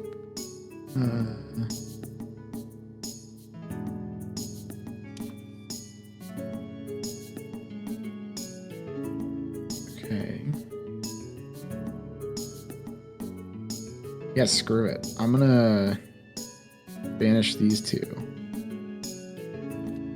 to get out my other Nico. Okay. Bam. So no on enter, but whenever a floating memory is banished, put a lash counter on her on champion hit. Mm-hmm. Oh, so that's the win con. Okay. Yeah, you can either kill me or you can make me deck out. Those are your 2 So win is a cons. lash counter also just like extra damage? Let's see. Or is it specifically the other, like the lash counters are for that second effect? The lash counters is for that second effect. Okay, okay. So it's not like a buff counter. It's like specifically that thing. Yeah, correct. Gotcha. All right, so nothing to recollect, so I'll just draw. What is that? Oh my goodness. Okay.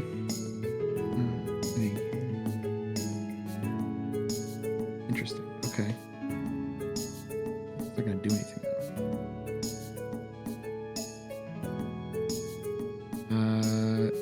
Can't do anything with that. I don't want to do that. Oof. Sucks. Okay.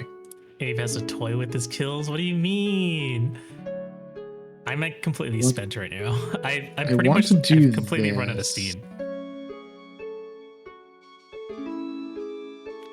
Unfortunately, I banished my win con at the beginning of the game. That was so sad. Okay. I'm gonna do this. This is my win con. this, Unfortunately, I banished it at the beginning of the this. game. Yeah, we don't need that. We can do these 3. And I'll do another one of these things, the Frostworm Paladin. I will banish No, it's okay. a card from my graveyard with... No, don't bother. You about to counter that again? Yeah, I'm gonna use another frostbite. You little bastard. Is it banished instead? It's banished, yeah. Okay, so notably that doesn't enter at all, right? Correct. Okay. It's hit on the stack. Okay, and then I'll pass. How many cancels have I done on you? I think you've canceled everything except for that first paladin. Yeah, so I ended up just killing it instead, yeah. Frostbite. I canceled 3 of your card activations so far. Is it my turn? Yes. Okay. Mono blue players SMH. Really though? You're that guy in Magic that's like, I'm playing mono blue, and it's a deck with 2 creatures and 68 counter spells, and then nothing else. Nobody else can play the game, actually. I banished my win con. I played a guy when I visited Colorado on a work shift. I played at a magic shop while I was there, and there was this guy that was playing a mono blue artifacts deck, and he was just playing every card that was like the most annoying thing he could play, and like he was just being such a bastard about it because he kept like playing. There's a thing in Magic called stacks, like with an X. And it's basically things that slow down everybody else from playing the game. Yeah. Everybody hates it because it's just like you have to pay more to do stuff. You can't attack me unless you pay. That it's like taxes. You just tax people. So like, he was just playing a bunch of stacks effects, and then like everything that just like he steals people's stuff, and it was so annoying because he'd do all this and then he would just concede the game halfway through the game. So you just do it just to annoy people, and I'm like, I hate you. Yeah, no, like I don't play decks just and then like if the other opponent doesn't have fun playing against me, I don't want to play against them. Like I wouldn't make anyone suffer through that. See you going in. See you going in. That's the whole thing. I'm like, when I play Magic, whenever I build a deck, I step back when I'm done. I'm like, is this going to be fun to play against? Yeah. So I'm like, my second deck I ever built was this deck that was like an enchantment deck, and it just like it was super cool on my end. I was like, this is cool, but my turns took like 20 minutes, and then nobody could ever hit me after I was done. And I'm like, yeah, this kind of sucks to play against. So I took it apart after like 3 games because I was like, this is just not fun. Yeah. Classic Ave counters everything I got, then he plays a lolly. Got it. Yeah. Oops. Didn't do that. What does this thing do? Oh, so you can have floating memory as a treat, but I can't have any floating memory. So I'm not a farmer or whatever it's called. A tamer, not a farmer. Tamer, yeah.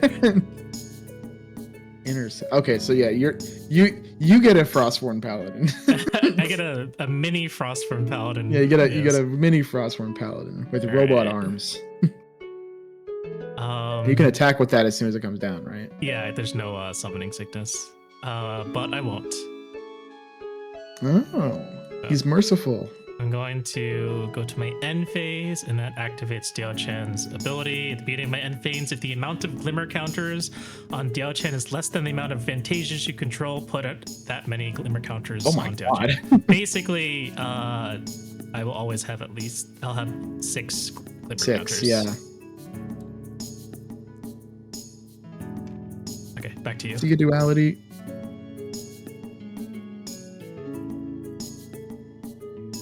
Okay, and you said you pass? Yeah. Okay. I do have Frostborn Paladin in this deck. I just haven't drawn it. What do I got in here that's not gonna make me lose everything? I guess I'll do a Terraframe. Whoops. Alright. Then we'll pick up all our memories. And then draw a card. All right.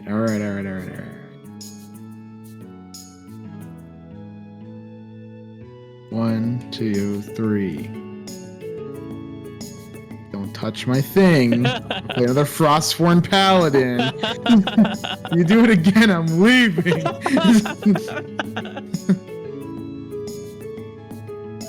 I have no hands. I know you want to. I know you want. It's sitting right there. I have no No, hands. it's sitting right there in your memory zone. You just got to take off a couple little things on it. You just. So does she still get the effect of the other Diao-Chan too? Yes, it does. Oh, it's an inherited okay, effect. Yeah. You don't have an inherited effect. Okay, but it doesn't matter because she's only on enter. Got it. Okay. When that enters, it does it resolve? Yeah, it resolves. Okay. Yeah, it resolves. I'm gonna get rid of a thing in my graveyard. Let's see. I think I only have one thing with floating memory. Which is the primordial ritual. So I'll banish that. I'll give it a buff counter. That also gives Nico a flash counter, right? Yes. I'll use this one for that. Okay.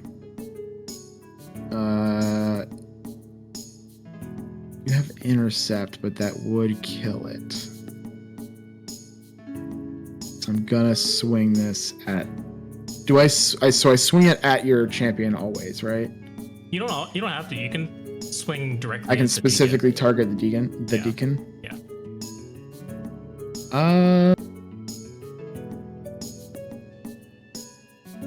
No, I'll do the champion. All right, then I'll activate intercept, so you have to attack my deacon. All right, so it will die because it has 3 attack. Yeah, it'll die, and you'll take 1 damage, but whatever. Yes, but then it falls off at the end step, right? Yes, correct. So it currently has 3 HP. Yes. All right, and then I'll move to my end step. Okay. Before you move to your end, during your end step, I figured. Activate Tian-Chan. This fucking thing again.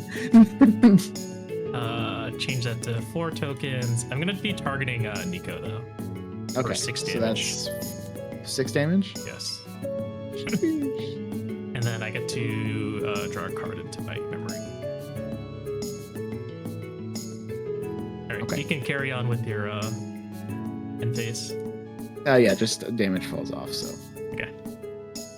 Wake up phase, materialize. Thanks for killing my deacon because now I have floating memory. Well, I didn't choose that. You chose that. So, gonna go ahead and banish deacon. You get a Frostworn Paladin. You get a Frostworn Paladin.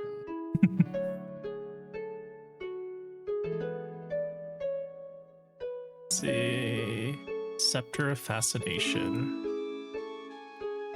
So on enter, draw a card. Yeah, damn. And I can banish this to wake up my champion and put 2 glimmer counters on her. Not super necessary. You can have 8. Yeah. All right. Recollect and then draw phase. So wait, does she not wake up? Oh yeah, she does. My bad. Okay, I was gonna say. You're right. You're right.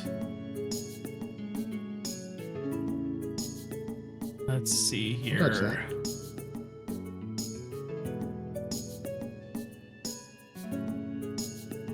Hey, I told a friend of mine you were playing Grand Archive on stream, and he's super excited about it because he's been looking for a pal to test decks against. But also, I hope you're having a wonderful day. Love you so much. Thank you, Hale.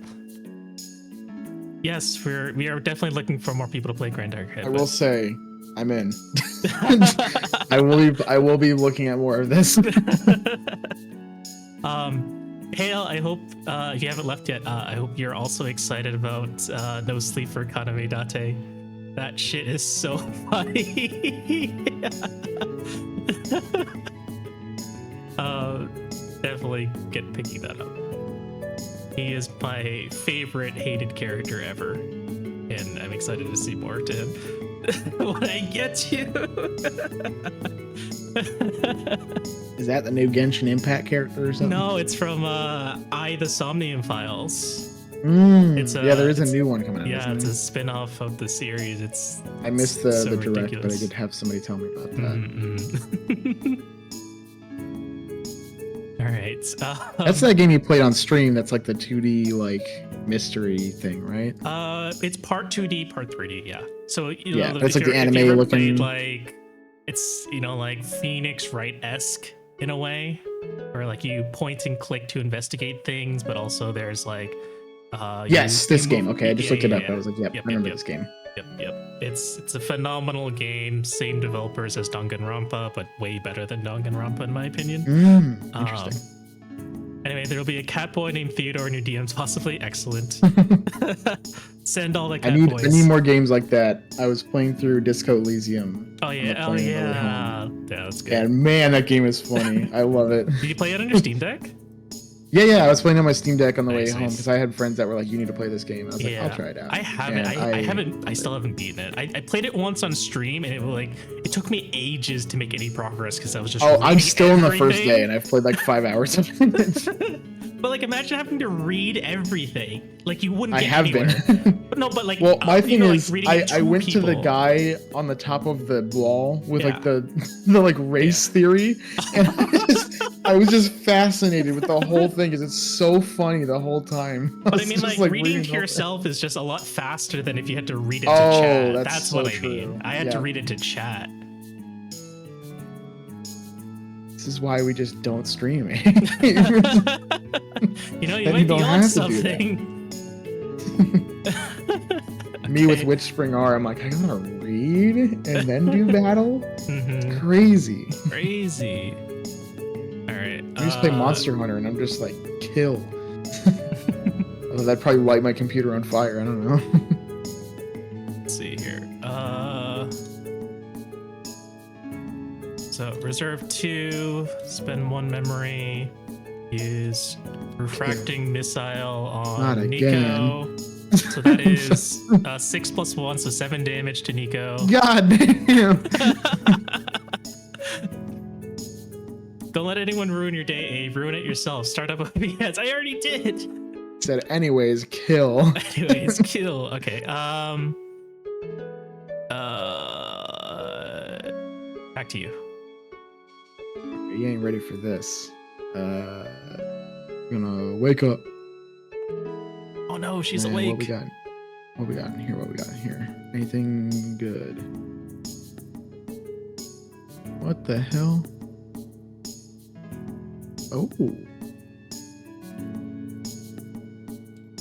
Okay, but I need these things though. Oh, I really. It's okay.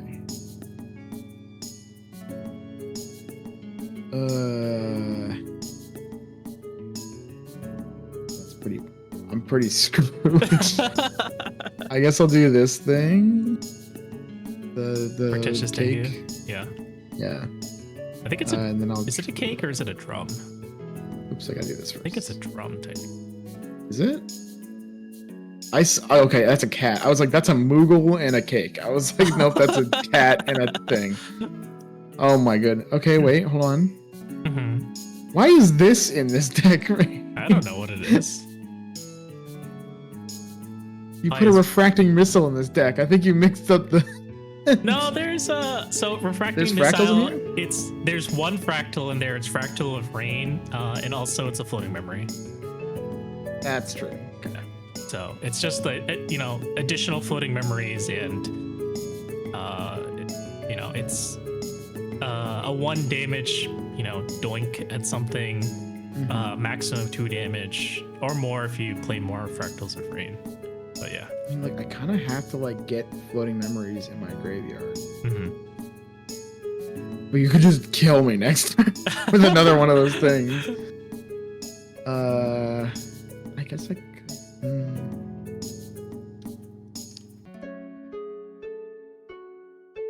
Melon's last meal's a drum. Pass. You gonna end your turn? Yes. Okay. Melon's last meal. Yeah, I'm gonna eat the drum. I'll take those little gold sprinkles off the side of them and crunch them. Let me know when you get to your recollection phase. Yeah, I guess that's fair. Let's see.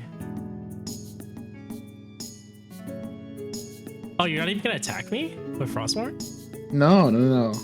Alright. What if you put down a scary thing? Terrifying. Now joke's on you. I'm gonna banish my Tariff Ring, so you can't attack me unless you pay 2 each. Yeah, that's true. Let's see. Recollect. Draw. Let's see here.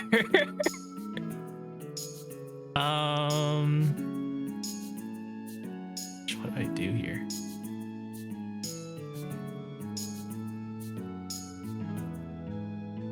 Oh boy. Yeah, oh boy is right. It's becoming a very slow game. I don't know about that. I'm at 18 damage. Yeah, but you get one more reflecting missile, I'm dead. I literally have nothing to deal damage with right now. Very good to know. Yeah. Your snake is being rowdy? You mean like a... Oh. wasn't sure if that was like a literal pet snake or if you're making an innuendo. But welcome back, Axel. All right, here.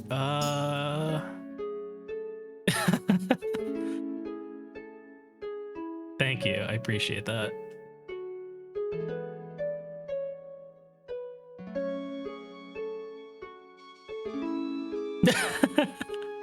Sorry. There's people in chat were talking about Monster Girls and the Monster Girl Encyclopedia and how much you like being eaten. It was kind of the mood of the chat. I'm sorry, were you talking to me? I had to mute for a second. No. I was responding to my chat. Gotcha. You have Monster Girl Encyclopedia copies? It's so funny.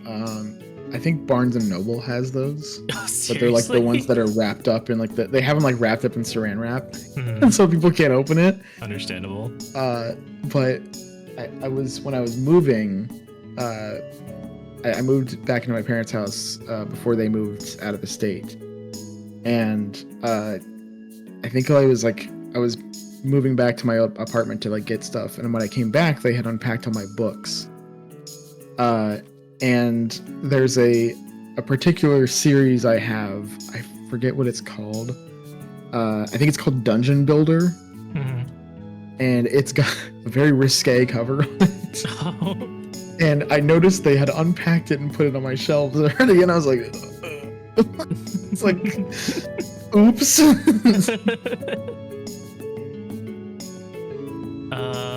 Let's see here. Every time I see like that kind of thing in Barnes & Noble, I'm like, I would have to keep that in mind anytime I buy that kind of book. I'm going to go ahead and end my turn. The Thibel. The Thibel. Okay. As you end your turn. Yeah. Can I do things on your like end step? Yes, just like I did. Okay. Yeah. Oh, you did a thing on your end step? I did something on your end step. Oh, gotcha. Okay. I'm going to play my own refracting missile. Okay.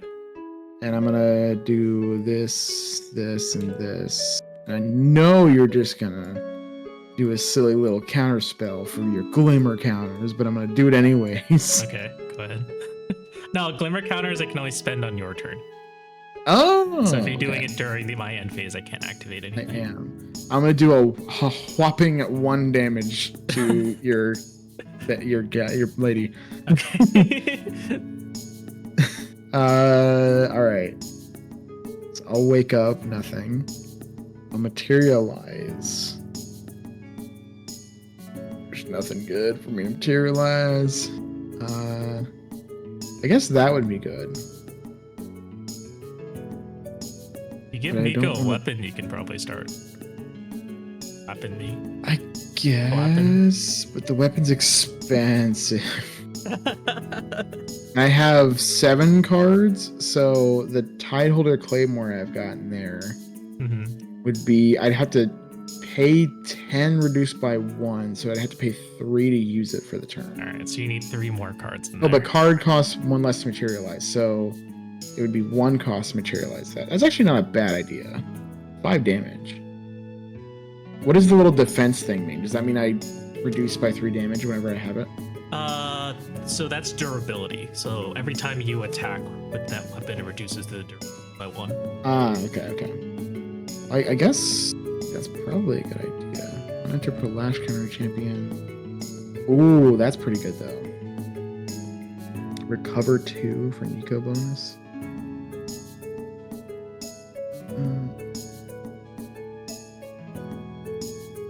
Mage Bane Lash. And the weapons. So how do weapons work? You tap it when you initiate an attack with your champion. Okay, and as long as I have a weapon, I can attack with my champion? Correct. Gotcha. Okay. That's probably a good idea. Evanescence has forever bored into my head to think of their song every time I hear someone use the phrase "wake up."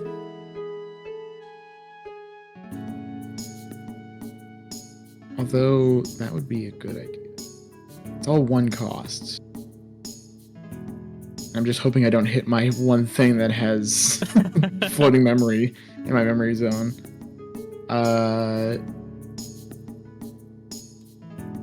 Yeah, I guess I'll do the Claymore.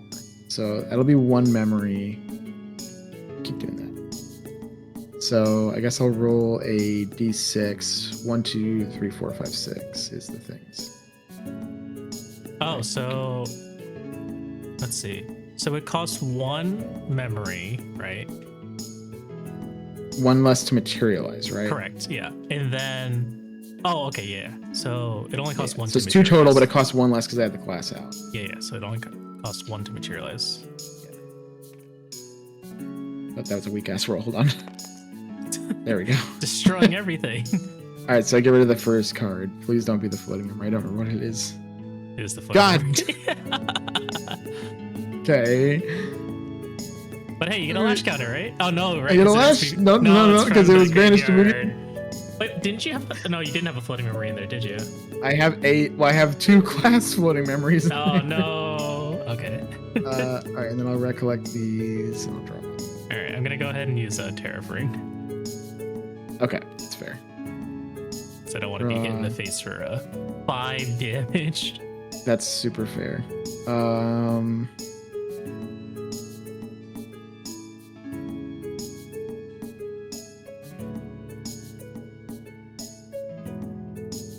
Since you use that, I think I'm just gonna pass again. You're not gonna swing? I don't want to pay 2 to attack you. No? I have things in my hand. I mean, you'll get those cards after. I know, but I could do it during your turn. Okay. You're gonna end your turn? Yeah. Let's see. What can I materialize? Listen, we're playing mono blue. We play on other people's turns. It's too true. Are you familiar with the color wheel of Magic? No, I'm not.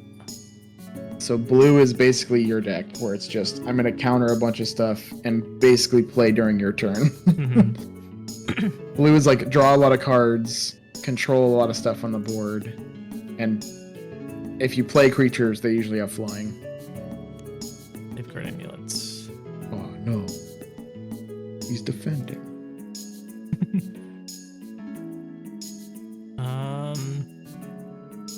Recollect. Draw. Ah, man. God damn it. I feel that, brother. This shit sucks. Alright. What do I do here? Tap A1. I'm gonna fracturize your title there, Claymore. Okay, I'm going to, in response to that, do this. The Champion's Decree, or Cerulean Decree. Mm-hmm. Are you going to imbue it? So how do I imbue it? So you would basically reveal those 3 cards that you played. And if all of them are water, then you get to activate it as if it was imbued. Well, we'll find out together because I forget if they're all water. Okay, they are. They are. I'm pretty sure your entire deck is water. Probably. Okay. So it's imbued then. Yes. So you get I'm to gonna choose 2 negate that, and I'm going to draw a card into my memory. Okay. I'm going to just pay the cost. True. Okay. So this dies. No, it's fracturized. So fracturized turns it into a Fantasia with reserve. Oh, dude, that's great. Okay. And it loses all of its other abilities, so it's no longer a weapon. That's not so great, but I like the other part. it's just a cleric fractal with reservable now. Gotcha. Okay. So now it's no longer a weapon. You can go ahead and like flip it over. Yeah. Pretend so it's like basically just it taps for 1 yes, exactly. reserve. Okay. Cool. All right.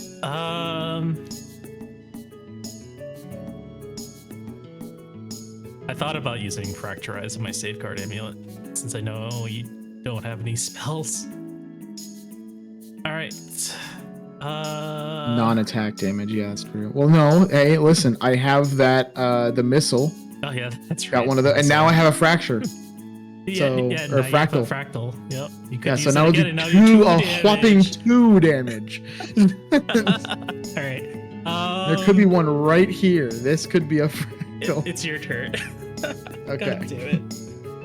I will wake up. I will materialize. I think I've completely lost steam here. I guess I'll do a backup charger because I don't want to get rid of anything. Do that one. It costs 0. And then I'll put these back in my hands. Oh my god, that's funny. Okay. I'm getting a phone call. 1 sec.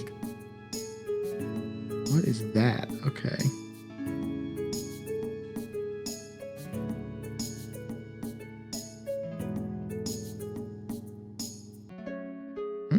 Okay, so question. For imbue, can I imbue with something? So for example, if I tap this thing, can I imbue?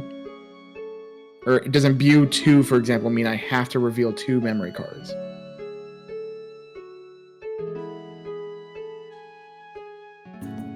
Oh, I think he's muted. Wait, I can't. Yeah, I think he's talking to someone. I'll give him a second, chat. I can't hear him. Oh, he did? Okay, my fault. I completely missed that. I was into the game. Into the game. So much pretty art. I had to look.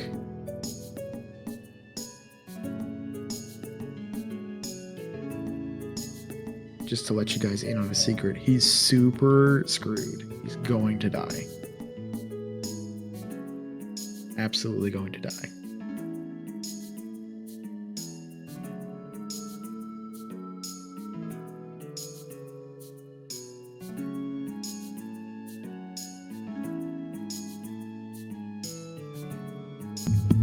Sorry about that. My back. All good, all good. So, okay, my question. Yeah? For imbue, so like Yes. for example, imbue 2 for no particular reason. Uh-huh. If that says imbue 2, if I tap this thing to pay for one of the reserve costs, can I not imbue because I would only have like do I have to reveal 2 memory cards to imbue 2? You have to reveal 2 memory cards of the same element as the card. Okay, so for example, if I had a 2 cost reserve thing, right? Yes. And I tapped this for 1 and then I put 1 memory card. I can't imbue because I don't have a second memory card to reveal. Correct. Got it. Okay, cool. Because this thing that you tapped is not that makes sense for how that works though. Because if imbue is based on the amount of memory cards you reveal, it's based on it wouldn't make sense because yeah, and it has to be the same color. Which technically that token is blue. But I can't reveal it from my memory zone because it's on the field, right? Yeah. Okay. So I'll do these 2 to play this Fractal of Rain. And I will imbue 2 with these. Mm-hmm. So then that happens. Okay, so now I essentially, and I can tap this the same turn, right? Yes. Got it. Cool. Whoops.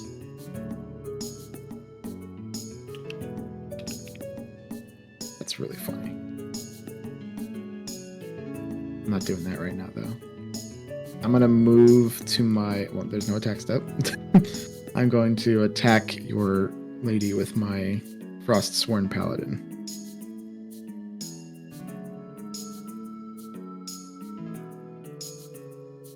Sorry, say it again?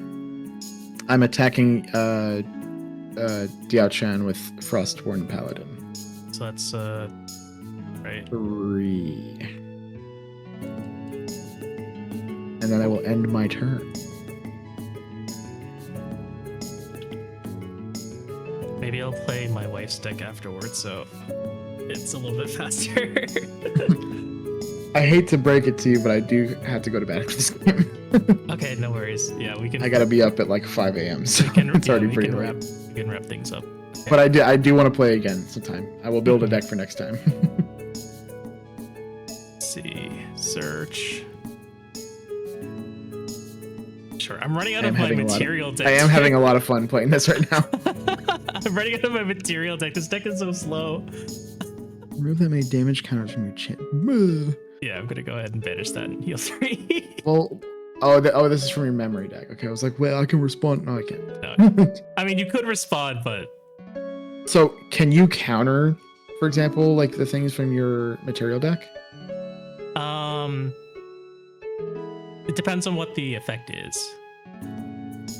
So, like, I don't think you can frostbind my Sweet Ambrosia example. Oh, okay. Yeah. Because I think the card specifically says, like, activated. Card activation. Yeah, card activation is when you play a card from your hand, not from material. Got it. Okay. Playing a card from your it kind of makes sense because, like, if you counter Nico, for example, yeah. like that's kind of fucked up. Yeah. I'm gonna draw. Oh my god, this game still isn't over. Holy crap. Right. Just wait until Nico can swing for 8 million damage. I know, right? Tap 3, play Zhang Jiao. What the hell?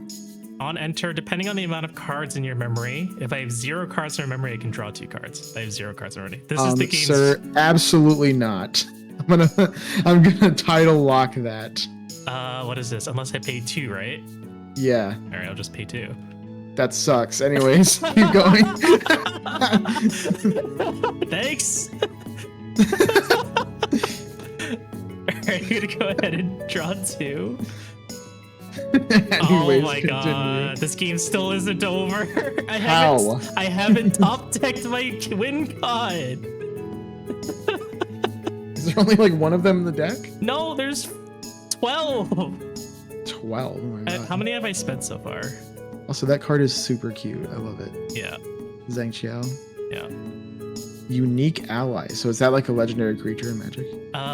There can only be one of them. There can only be one of them. Yes. If I play Yeah, it's a another legendary Zhang creature. Jiao, then this one goes to the graveyard. That's a legendary creature. All right, there you go. You'll get Magic so easy. Oh my god, it's still not over. All right. Hopefully I can speed this up a little bit. I'm going ahead and. If I'm one thing, I'm have resilient. this.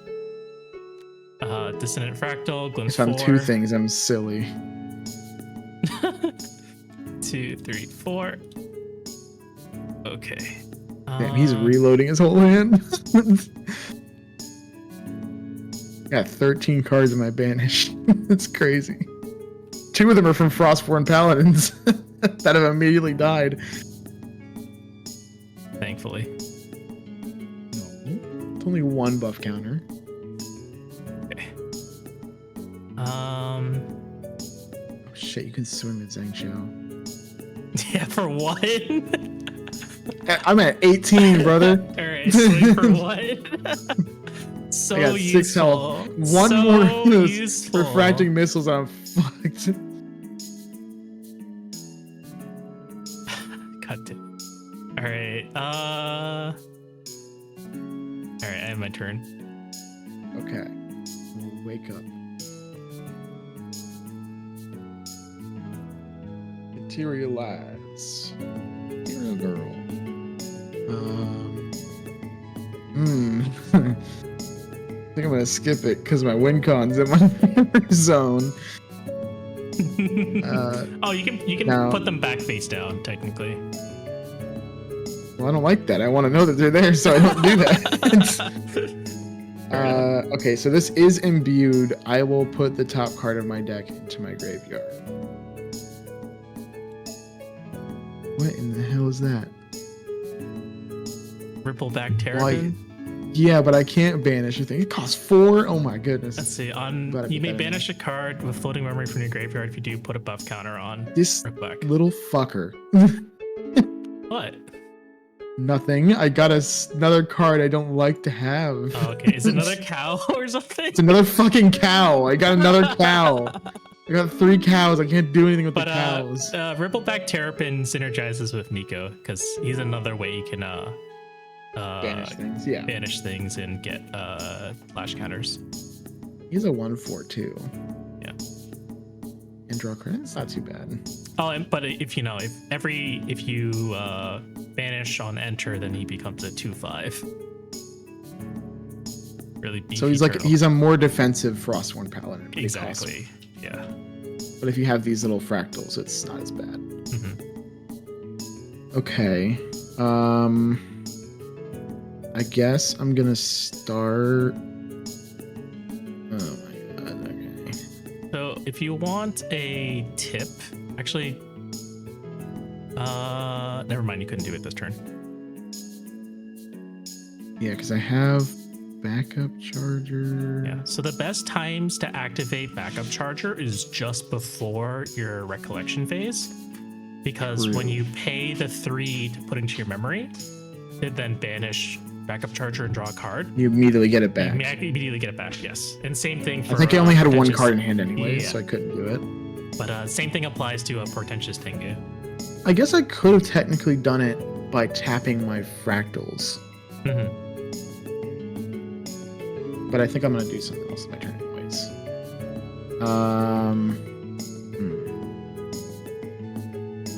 But obviously your fractals wouldn't have woken up since that's the beginning of the phase. Yeah. Okay. I think I'm gonna do this. I'll tap these 2. And this. Oy.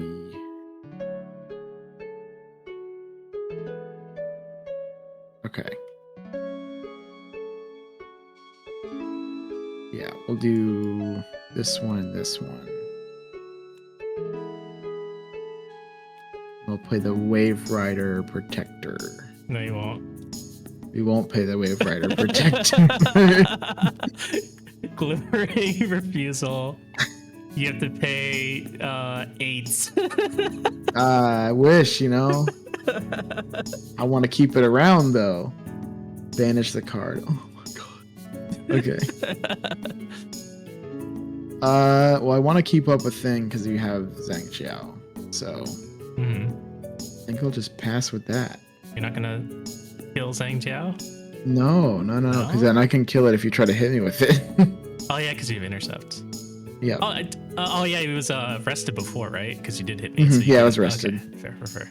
And you could just negate the damage anyways with Safeguard. So. No, Safeguard is only for non-attack damage.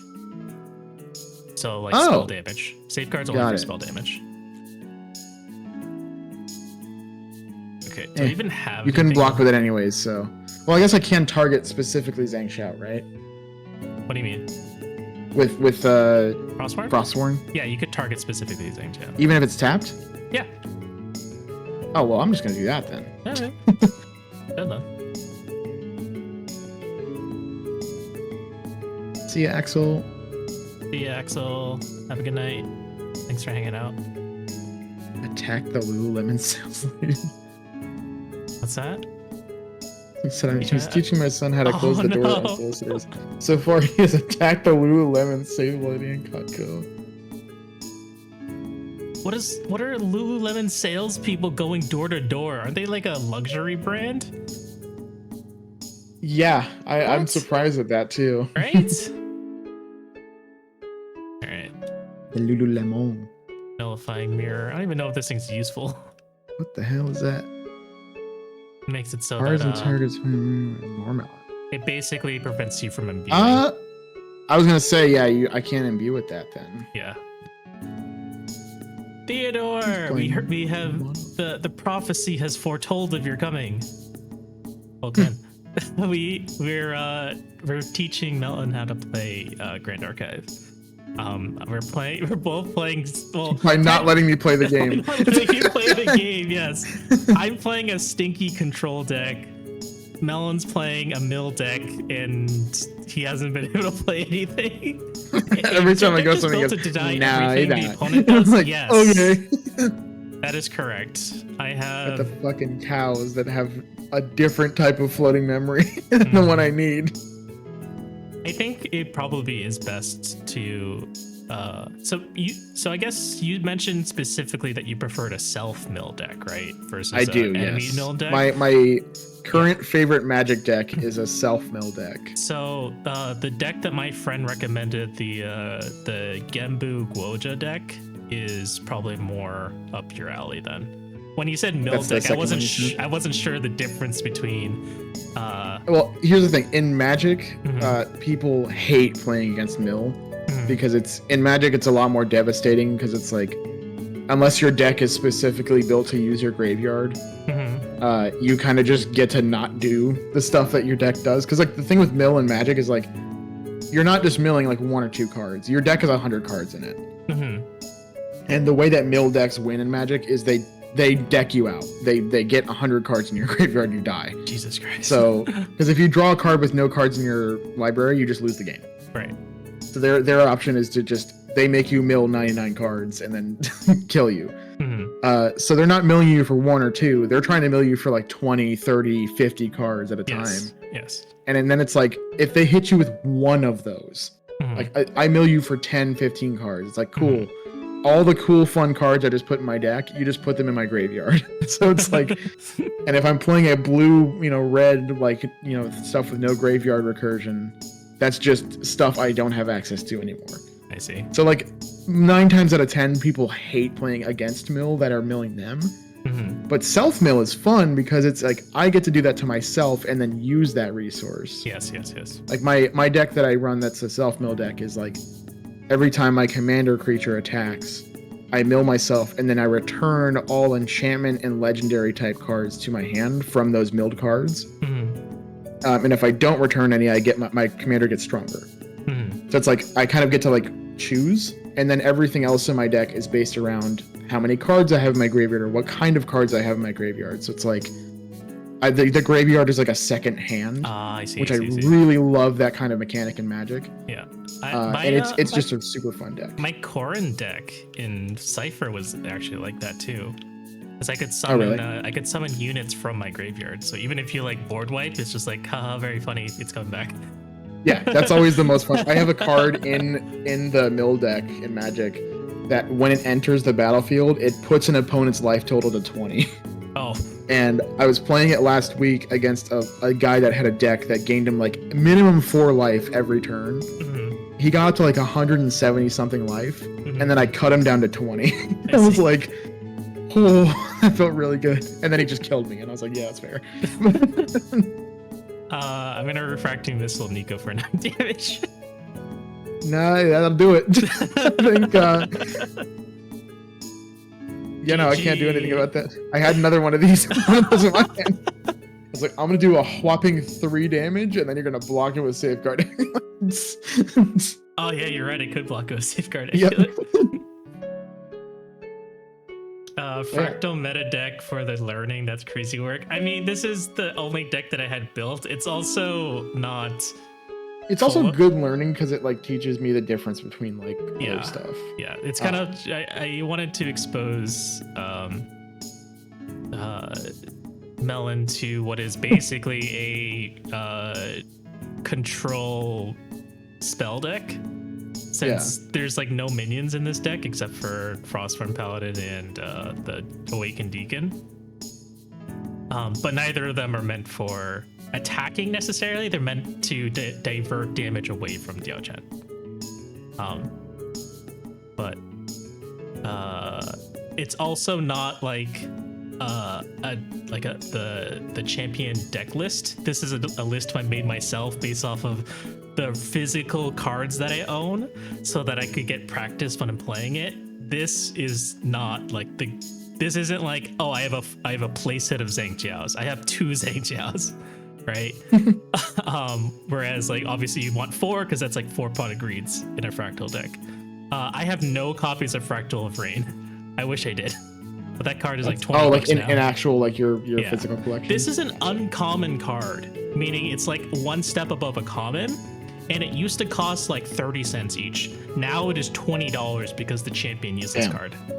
I was gonna ask, I was like, how expensive is this game, like generally? think it's like if I wanted to go out and build a deck, like just a general like kind of casual deck. So if you wanted to build a deck, your best starting place is to get one of the recollection decks. So recollection decks are kind of like a step up from starter decks, where it's their original intention was to be like to give you support for certain champions. Right, so like if like a certain champion was like either not being played a lot or like noticeably weaker than other cards. Yeah, Fractal Brain is $20 according to TCG Player. That's nuts. From like 30 cents for an uncommon card. But for whatever reason they broke their own rule by making recollection decks of just brand new champions. Like Diao-Chan and Guoja were both brand new champions that they built recollection decks for, and rather than giving them a starter deck. And anyways, recollection decks are like I think $60, but they give you a pretty decent deck like from the start, and you only need one copy of it because they give you a full playset of every card in that deck.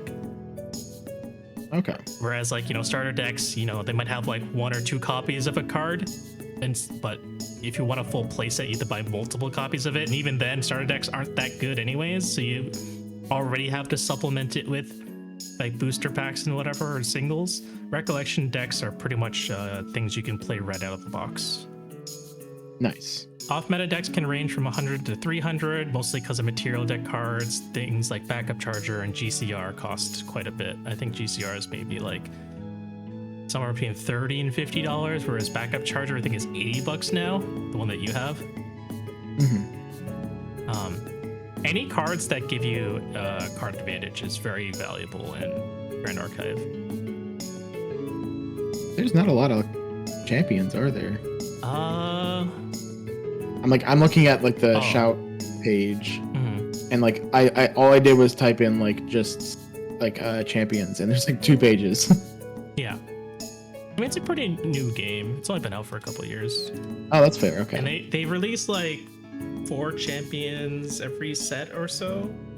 Gotcha. Like that. Yeah, and Polkhawk is my boy.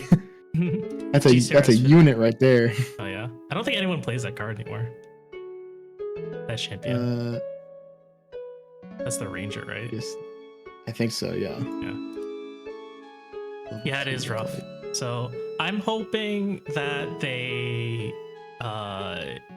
include Backup Charger and GCR inside like a recollection deck, because these are like staples that every deck plays, or you know, like 90% of all decks play Backup Charger and GCR, but it's the kind of thing where the price is so inflated now, and they haven't reprinted the sets that they came from, so they're extremely valuable, and it's very difficult for new players to get a hold of it unless you already had one. I think I spent like $40 for my Grand Crusader ring, and I don't have a Backup Charger. I'm waiting for them to reprint the set that Backup Charger is from buy it, and hopefully I get inside of a booster, because what is it? It's just a rare, and this shit costs $80. Damn. Like, I mean, I guess that makes sense for like a lesser known TCG. But yeah. Oh, is this Sylvie deck? I see this Slime Sovereign. Is that one of the ones you use with the slime? Yes, that's right. Element. Yep. I like Sylvie. She looks really cute. I like the Sylvie was the previous set's meta, I believe. I think like 60% of one of the official tournaments was like Sylvie decks. Damn. So stupid. They put a worse backup than, yeah, it's Timu Backup Charger. That's what Portentous Tengu is. For my deck, I think in order to improve it, I need Backup Charger and Portentous Tengu, because clearly, like, how many turns to be spent without me doing anything? Ignore the elemental requirements of basic slime cards. Oh, cool.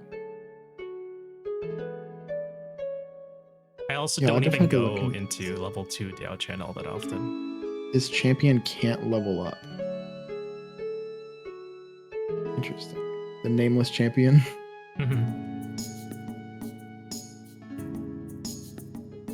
Yeah, just off like initial impressions, I'm like, Sylvie looks cool.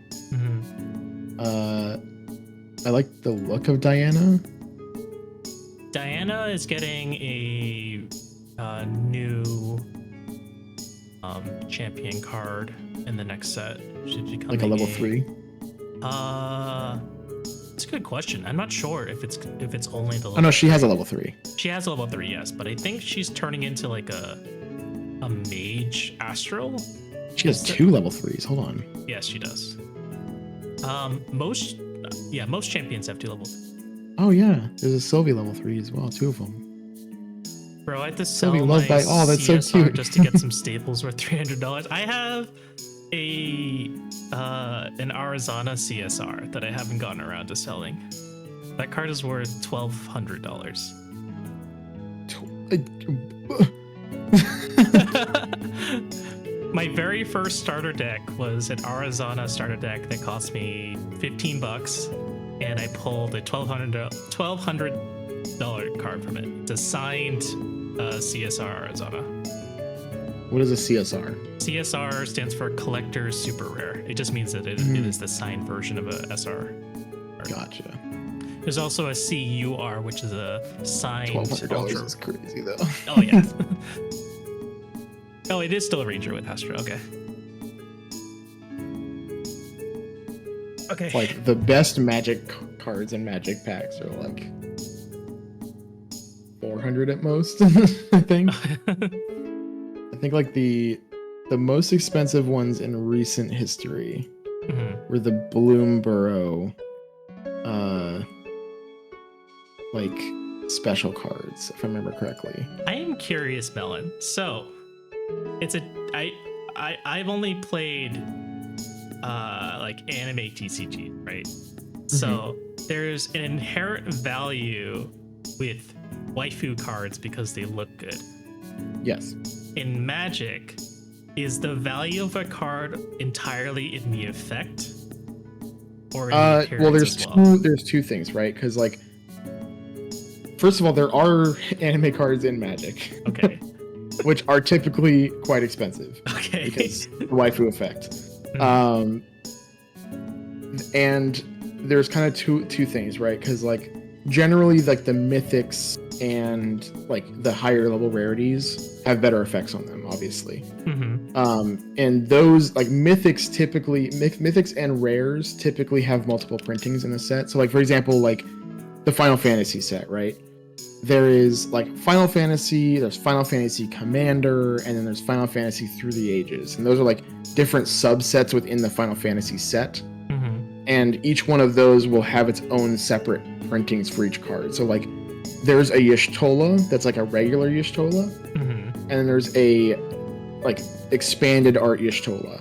Okay, I think I've and then there's seen an anime art screenshots of it. Y'shtola. Yeah, I think I've seen screenshots of it actually. Yeah, and I think right now the anime art Y'shtola is pre-selling, which is like the estimated value for like $60. Versus the regular one is like I think also like around that amount, but it's because nobody's sold any yet, obviously. Okay. But I guess like we could look at like Foundations, for example. They had a lot of anime arts with those. I'm gonna see like Foundations. Like I know there was like for example, Foundations had a card called Doubling Season, which has a famously very good effect on it. It like doubles your tokens and everything else and stuff like that. It had a special like cute like anime printing with a bunch of cats on it. And I think Doubling Season alone is like $40, just like the regular printing. But that special version of Doubling Season was like I think like $200 still. And then there's a shatter foil version of it that's like ridiculously expensive. I think it's like $400. So yes and no. There are cards that are the art will definitely increase the amount of value. But there are other cards that are like if they're super super good cards, like the kind that you can put in every kind of deck. Yeah. That will also have an impact on the value. Okay.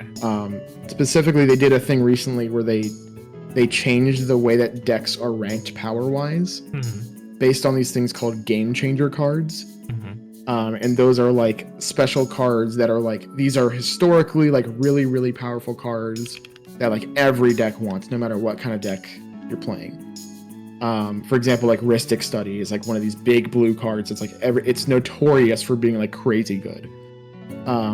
That card is like $80, but like another card, Mystic Remora, does nearly the same effect, but it's $5. So it's kind of just notoriety too, like has an effect on it.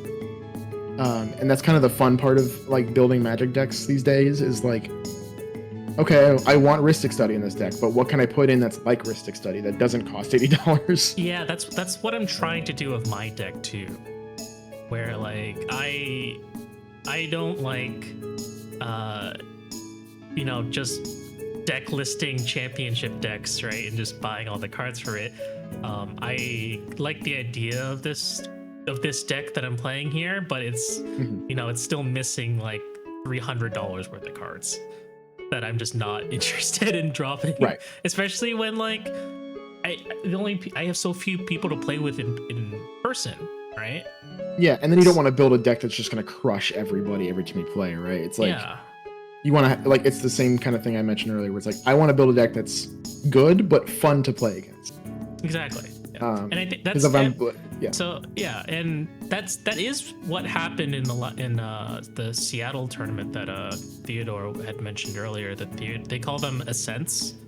So this was like Seattle Ascent, and the second place was a non-meta deck. It was just like a fun deck that this guy had built that has like a really easy and surprising win con, which is so much more satisfying to play against and watch when somebody's just playing a weird deck. Like, whereas like 60 to 70% of the actual decks played at that tournament, I think there was like 280 people playing, and like more than half of the decks was the deck that I'm using right now. Yeah. And the deck I'm using now ended up being the champion. Yeah. But that's what's so fun about like TCGs in general, but also like Magic specifically. Magic has like, I don't even know how many cards. I think it's like 20,000 cards in it or something. 2,000 something of which can be your commander, which is like you pick a legendary creature, any legendary creature, to be your commander, and then that kind of sets what the rest of the deck is going to be, right? But there's this thing called Rule Zero, where it's like you can kind of bend the rules a little bit in a casual setting. Obviously, you can't go into like a tournament with this, but like you can bend the rules in a casual setting where it's like, hey, this commander is green-red, which normally sets it so that the rest of the deck can only play with cards that are green or red, or both. But you're like, okay, this card's green-red, but I'm playing with all blue cards because everything has to have, horses on it or something like that. Like something stupid, right? Where it's like, I'm just going to play this suboptimal thing, and the goal of my deck is to, die as fast as I possibly can. Like that kind of funny, stupid thing. And that's what makes Magic much more like interesting when people bring stuff like that versus like, this is my Dragon deck, which is a copy of Brian Kibler's deck from the internet, and then I'm just gonna win on turn 4. It's like, cool. I don't want to play against you. Thank you. Goodbye. But yeah, that's why I like Magic a lot. Is you don't, and I because you mentioned the same thing where it's like, oh, I built this like basically from my collection, right? That's my philosophy with Magic these days. Is like I have 3,000 fucking cards in my collection almost. And I'm like, I don't want to like buy a new deck every time I build. So what I've been doing recently is just I have like 3 or 4 decks that I rotate around. And when I get bored of it, I take apart the whole thing and I rebuild it with a different commander. And I use those cards in another deck, so I don't have to keep buying cards. And it helps me cycle my good cards that I have into new decks. And then I always look for cards that I don't use very often from my collection to put into those decks. So yeah, that kind of thing I like a lot of. Like once you get a collection going for a TCG, you can really start brewing some fun stuff if you don't just go like, all right, I'm going to pick, because you can definitely do that in Magic where you're just like, I'm going to pick the best options every time and I'll just buy the cards I want. And you can do that on a budget too, but it's more fun to look at your collection and say like, I never realized this synergizes really well with this card or whatever, so I'm going to put it in this deck. And then it makes for much more interesting games when you're not playing against the meta every single time. Yeah. yeah, like I think no, I mean like you're 1,000% correct. What was neat about Diao-chan is that prior to her release, no one used fractals. There was zero use for all of these fractals. No one ever used them. I guess that makes sense. I mean, looking at the champions like list, yeah, I think she's literally the only one that can use them. Or at least has synergy for them. Yeah. I mean, there are other clerics. So I think like it was intended for you to use. I mean, you don't have to be a cleric because like refracting missile is a mage spell, but it's not like there's a class bonus or anything. I mean, yeah, like I could use it, but it's yeah, like, you could use it. It's definitely better with Diao-chan. Yes, exactly, because mostly because of shimmering refraction. So, I mean, like before Diao-chan, there was only 8 cards that involved fractals, and 8 cards isn't enough for you to deal, 25 damage worth. Also, it's hard to pull, enough of those cards from your 60 card deck. But I think with the release of Diao-chan and Shimmering Refraction, which is this card, kind of just added an additional 4 cards that dealt damage, and it really just kind of gave it the push it needed for it to actually have a proper win con. That's definitely one of those things I can tell with this game is like, so this has the same problem for me that like standard MTG has, because like standard MTG is the same kind of thing where it's 60 cards, you can have up to 4 of each card in each deck. The problem with that is that if you have 4 good cards, then say I have 4 doubling seasons in my deck. Well, cool. Now I have to spend $40 times 4. Versus Commander, it's a singleton format, so you can only have 1 of each card in a deck of 100 cards. So I'm like, I might have 98 5-cent cards and a doubling season that's $40. I see. And my deck costs $45 or something like that. Yeah, that's good. Versus I have a 60 card deck that costs $700. Yes, exactly. Because I have to have 4 of each printing of something. Yeah, if I want these Fractal of Rain, it's gonna cost me $80. Right, yeah, versus like I could build an entire commander deck. I could build like 3 commander decks for that. Yeah, like yeah.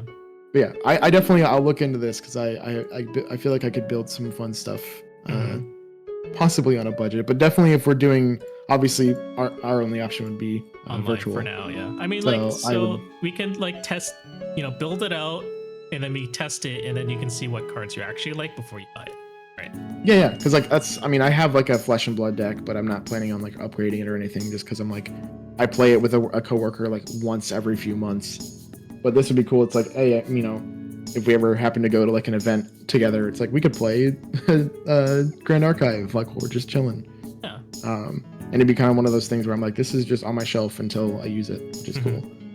But until then, it's like, yeah, I could just brew for free, which is, my new like little pastime I've just been doing. So like it's something I feel like I would enjoy doing.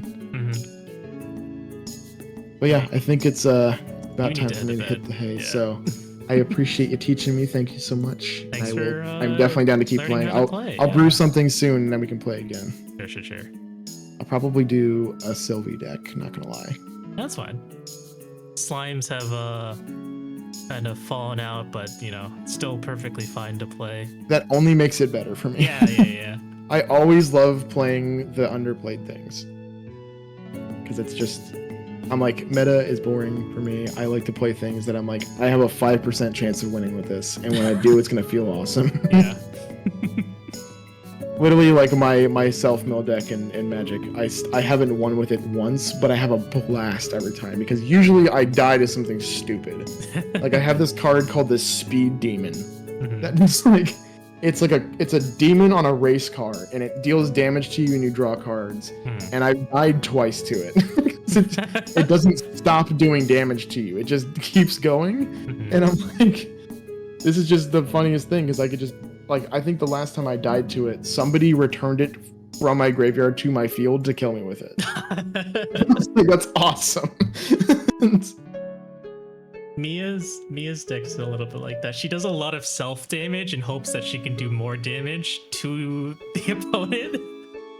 She's just in Grand Archive or in Grand Archive, yeah. She's just constantly like pinging herself and then hoping that she can do enough damage to kill the enemy before she kills herself. It's just the funniest. And oftentimes too, it's like, especially in Magic, it's like you can do that kind of stuff and have huge payoffs for it. Where it's like, I've seen somebody play a card that's like, you put this down, you can pay as much life as you want, and then you make a thing that can swing immediately for that much damage. I see. And it's like, I've seen somebody do a life gain deck where they gain like 98 life, they pay 97 life, and then just like swing in, and then the next turn they just die. And it's like, that's the kind of shit I love in trading card games. It's so funny. You're just like, I'm gonna hurt myself and maybe win, and if I do, it's awesome, and if I don't, I had a good time. Yes. Live fast, die young is my favorite kind of playstyle. Yeah. All right. I'm gonna head out. I'll see you later. Thank you, chat, for joining. We appreciate you. I don't know if you're ending stream. I'm just kind of giving my outro, I guess. I think I will also call it a day. We started a little late. Sweet. It's already almost my time for ending. That's stream. True. I hope everyone enjoyed. I'm perfectly fine with like doing like a community night as well if anyone's interested in playing or learning. Heck yeah. We'll set up the Magic learning without cards. Of course. But yeah, we'll feel free to let me know, anyone in chat, Melon, you too, if you want to learn how to play or test or play or whatever. Yeah, I'll let you know my brew is ready. All right, have a good night, Melon. See ya. Yeah. Let me go ahead and give Melon a shout out. Go follow Melon. I don't think I ever like introduced him. But Melon's been a longtime friend of mine. I think he's been following my channel since 2021, which is actually the same year that I got affiliate. So Melon's one of the OGs. He's been here for quite some time. It's been so long. Melon, apparently my 4th year affiliate anniversary was on Tuesday. So we've known each other for 4 years now. Back when I was probably still streaming Final Fantasy 14. Oh man. But yes, Melon's really kind and friendly and fun, and have I been streaming for 3 years? Yeah, you have. We're both ancient dragons, although Melon is a leafy sea dragon.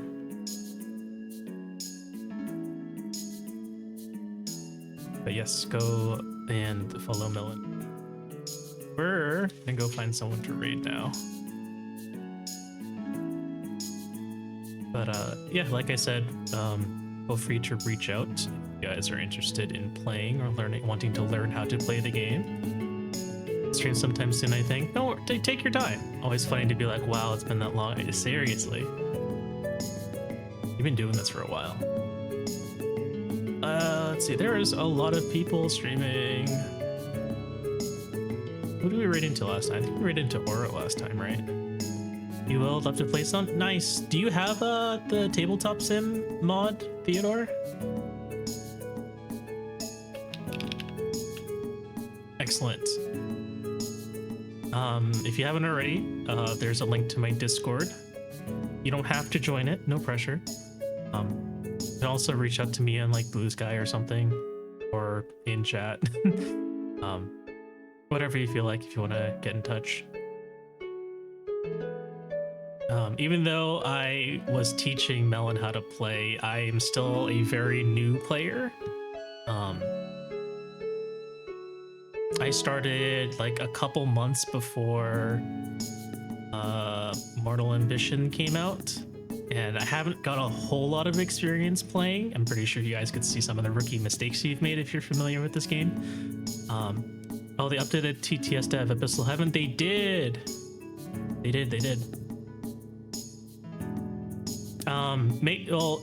One of them, right, recently started GA like a month ago. Yeah, we're slowly gathering all the scattered GA players, right?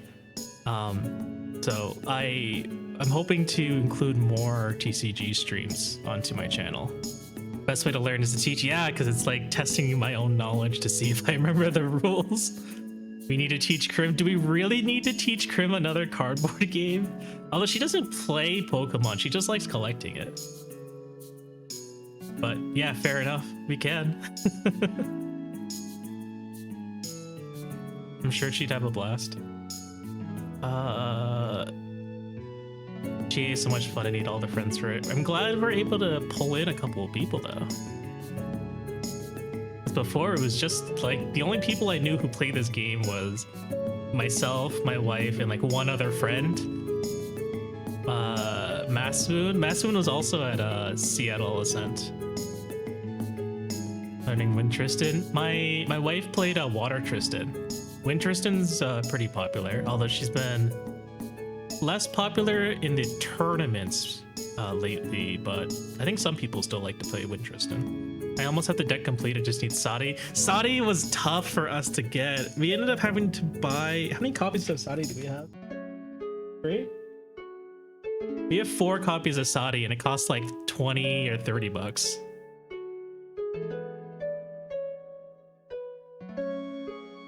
Oh, did the price of Sadis go up? Masoon, yes. Do you also know Masoon?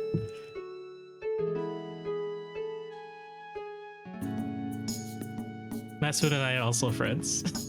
Are you able to pull champions from regular packs, by the way? Yes. They're at your locals? What? That's such a crazy coincidence. They has? Did they use their Genbu Guoja deck? That's such a crazy coincidence though. Yeah, I know Masoon from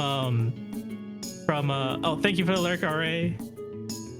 Genbu is so annoying. I ended up pulling a CS Ravishing Finale. You haven't sold yet, but have a great stream. Thank you. I hope we can connect with each other soon, and maybe we'll be able to get more of these games set up. I might bet a pack tomorrow when I go to play Magic at my LGS. Melon, you can also, I mean, like, go ahead and buy your packs, but I have too many singles. If there's anything that you need, let me know and I can ship it to you. Yeah, that's crazy. I know Masoon from Fluffy Barrage. My friend Alcor works with Masoon on Fluffy Barrage, and I managed to connect with Masoon that way. That's so funny. What a coincidence. I'll let them know. I'll let them know that we got in touch. I can thank Hale for that too. Hale I just know from Twitter. Funny enough, you follow the tournament too. Nice. You're pretty locked into Slime Sylvie. I wonder if they have any Sylvie Recollection decks. I feel like there might be a couple that you could probably pick up through like TCG Player or eBay. Yeah.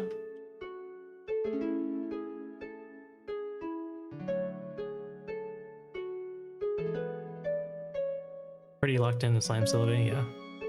I think Slime Sylvie would be really fun. It was a very fun deck. It was annoying because everyone played Sylvie Recollection, but yeah.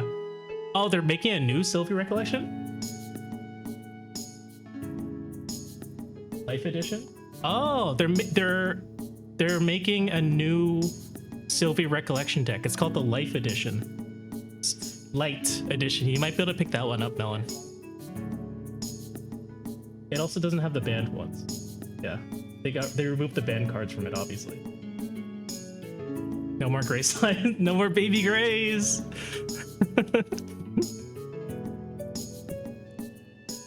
But yeah. Shoot, where are we going with this? We were supposed to find someone to raid, but also it was fun coincidences all around that we were able to pull in a couple people who happen to know how to play Grand Archive. But okay, let's see.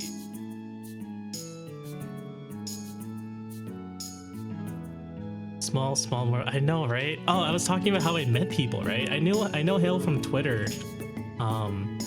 We ended up following each other at some point, and Hale actually made a scarf for me. I wore it like every day during the winter.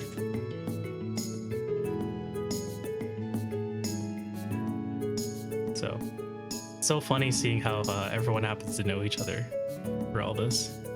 Didn't know they have Dragoon shield sleeves for this too. Yeah, they have official Dragoon shield, Dragon shield sleeves. The Recollection decks come with a copy of them too. Like I have Diao Chan Dragon shield sleeves, which came with my Recollection deck, and they have a lot of sleeves for other champions as well. That's so cool. Hale is so sweet. Yeah, Hale is super sweet. VTuber friends with them in D&D, but nice. JK, there's also an $80 Recollection box for Sylvie. Is it the light edition? Tempting because it comes with the Dragon Shield sleeves. They all come with the Dragon Shield sleeves, I'm pretty sure.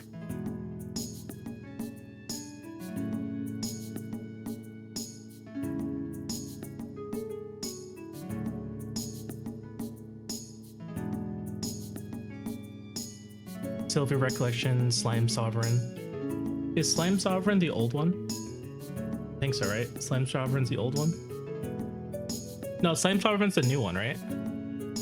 Go to my locals, buy one from the Whale Melon for like 30 bucks. Doesn't say light on it. Okay, so the non-light one is the original. Cardboard, right? Yeah. The rectangular cardboard box. Yeah. Oh, really? Doesn't have anything on it? Just the cards? Okay. Yeah, I guess you're gonna want this one if you can get a hold of it. Oh, but be careful. The $80 one, Melon, it says full deck with sideboard and extra card, but it does not include the sleeves. No pack and no deck box. For 80 bucks. So do not get that one since it doesn't come with the sleeves. Cringe, yeah, it's hella cringe. My locals actually did have one of these boxes in it, I think, but we didn't pick it up because we weren't interested in Sylvie at the time. 350 it is. Don't buy it for 350. It's not worth it. Come on, save up. You have other cards you need to buy instead. Yeah, just ask locals because Wales bought them for the CSRs.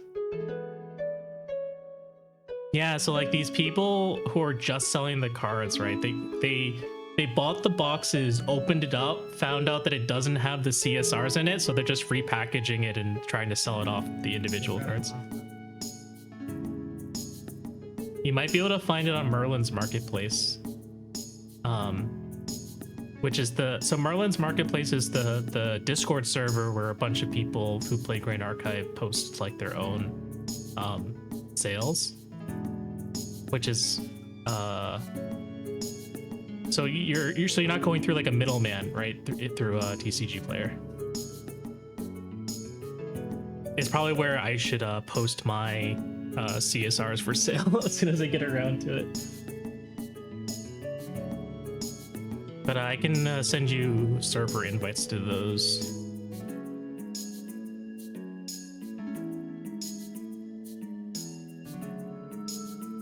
But Melon, go to bed.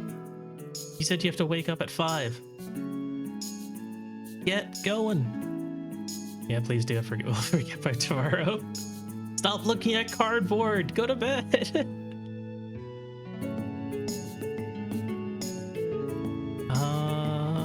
I wonder if Mages is still gonna be just gonna build the deck real quick. Oops.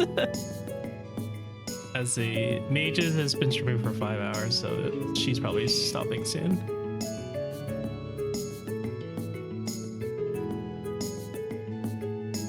Yeah. I mean, someone in chat was building Wind Tristan. Yeah. They said that they're just missing Sadis to finish their deck. 4 hours is enough. No, you work too hard. Don't get more than 4 hours of sleep. I should also get ready for bed soon, but I have to do some things on Girls Frontline too before bed. Stupid gun smoke.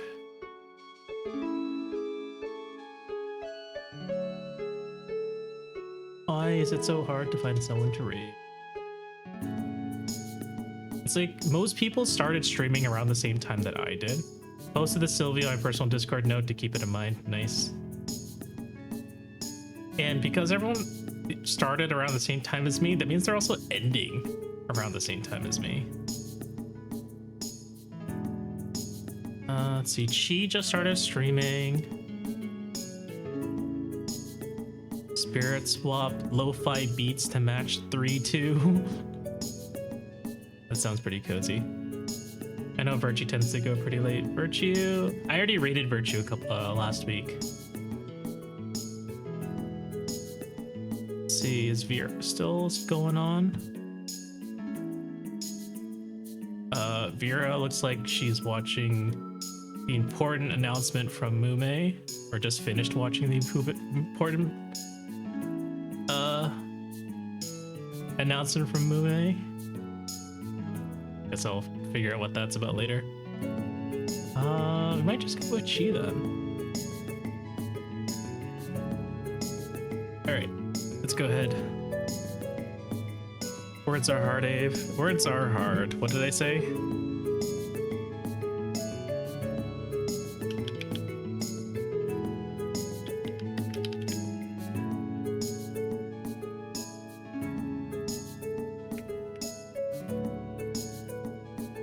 Alright. I don't know, but it didn't sound easy. Definitely didn't. There's a raid message for Chi. You can also do this one if you don't have my emotes. And of course, reboot.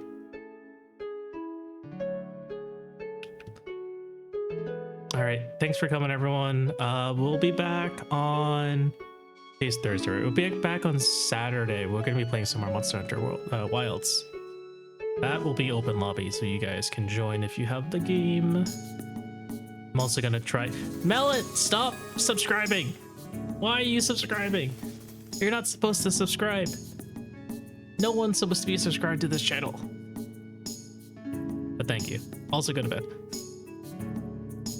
Fine. As long as Bezos doesn't get my money. Raid, Chi, Haya, Hoshino.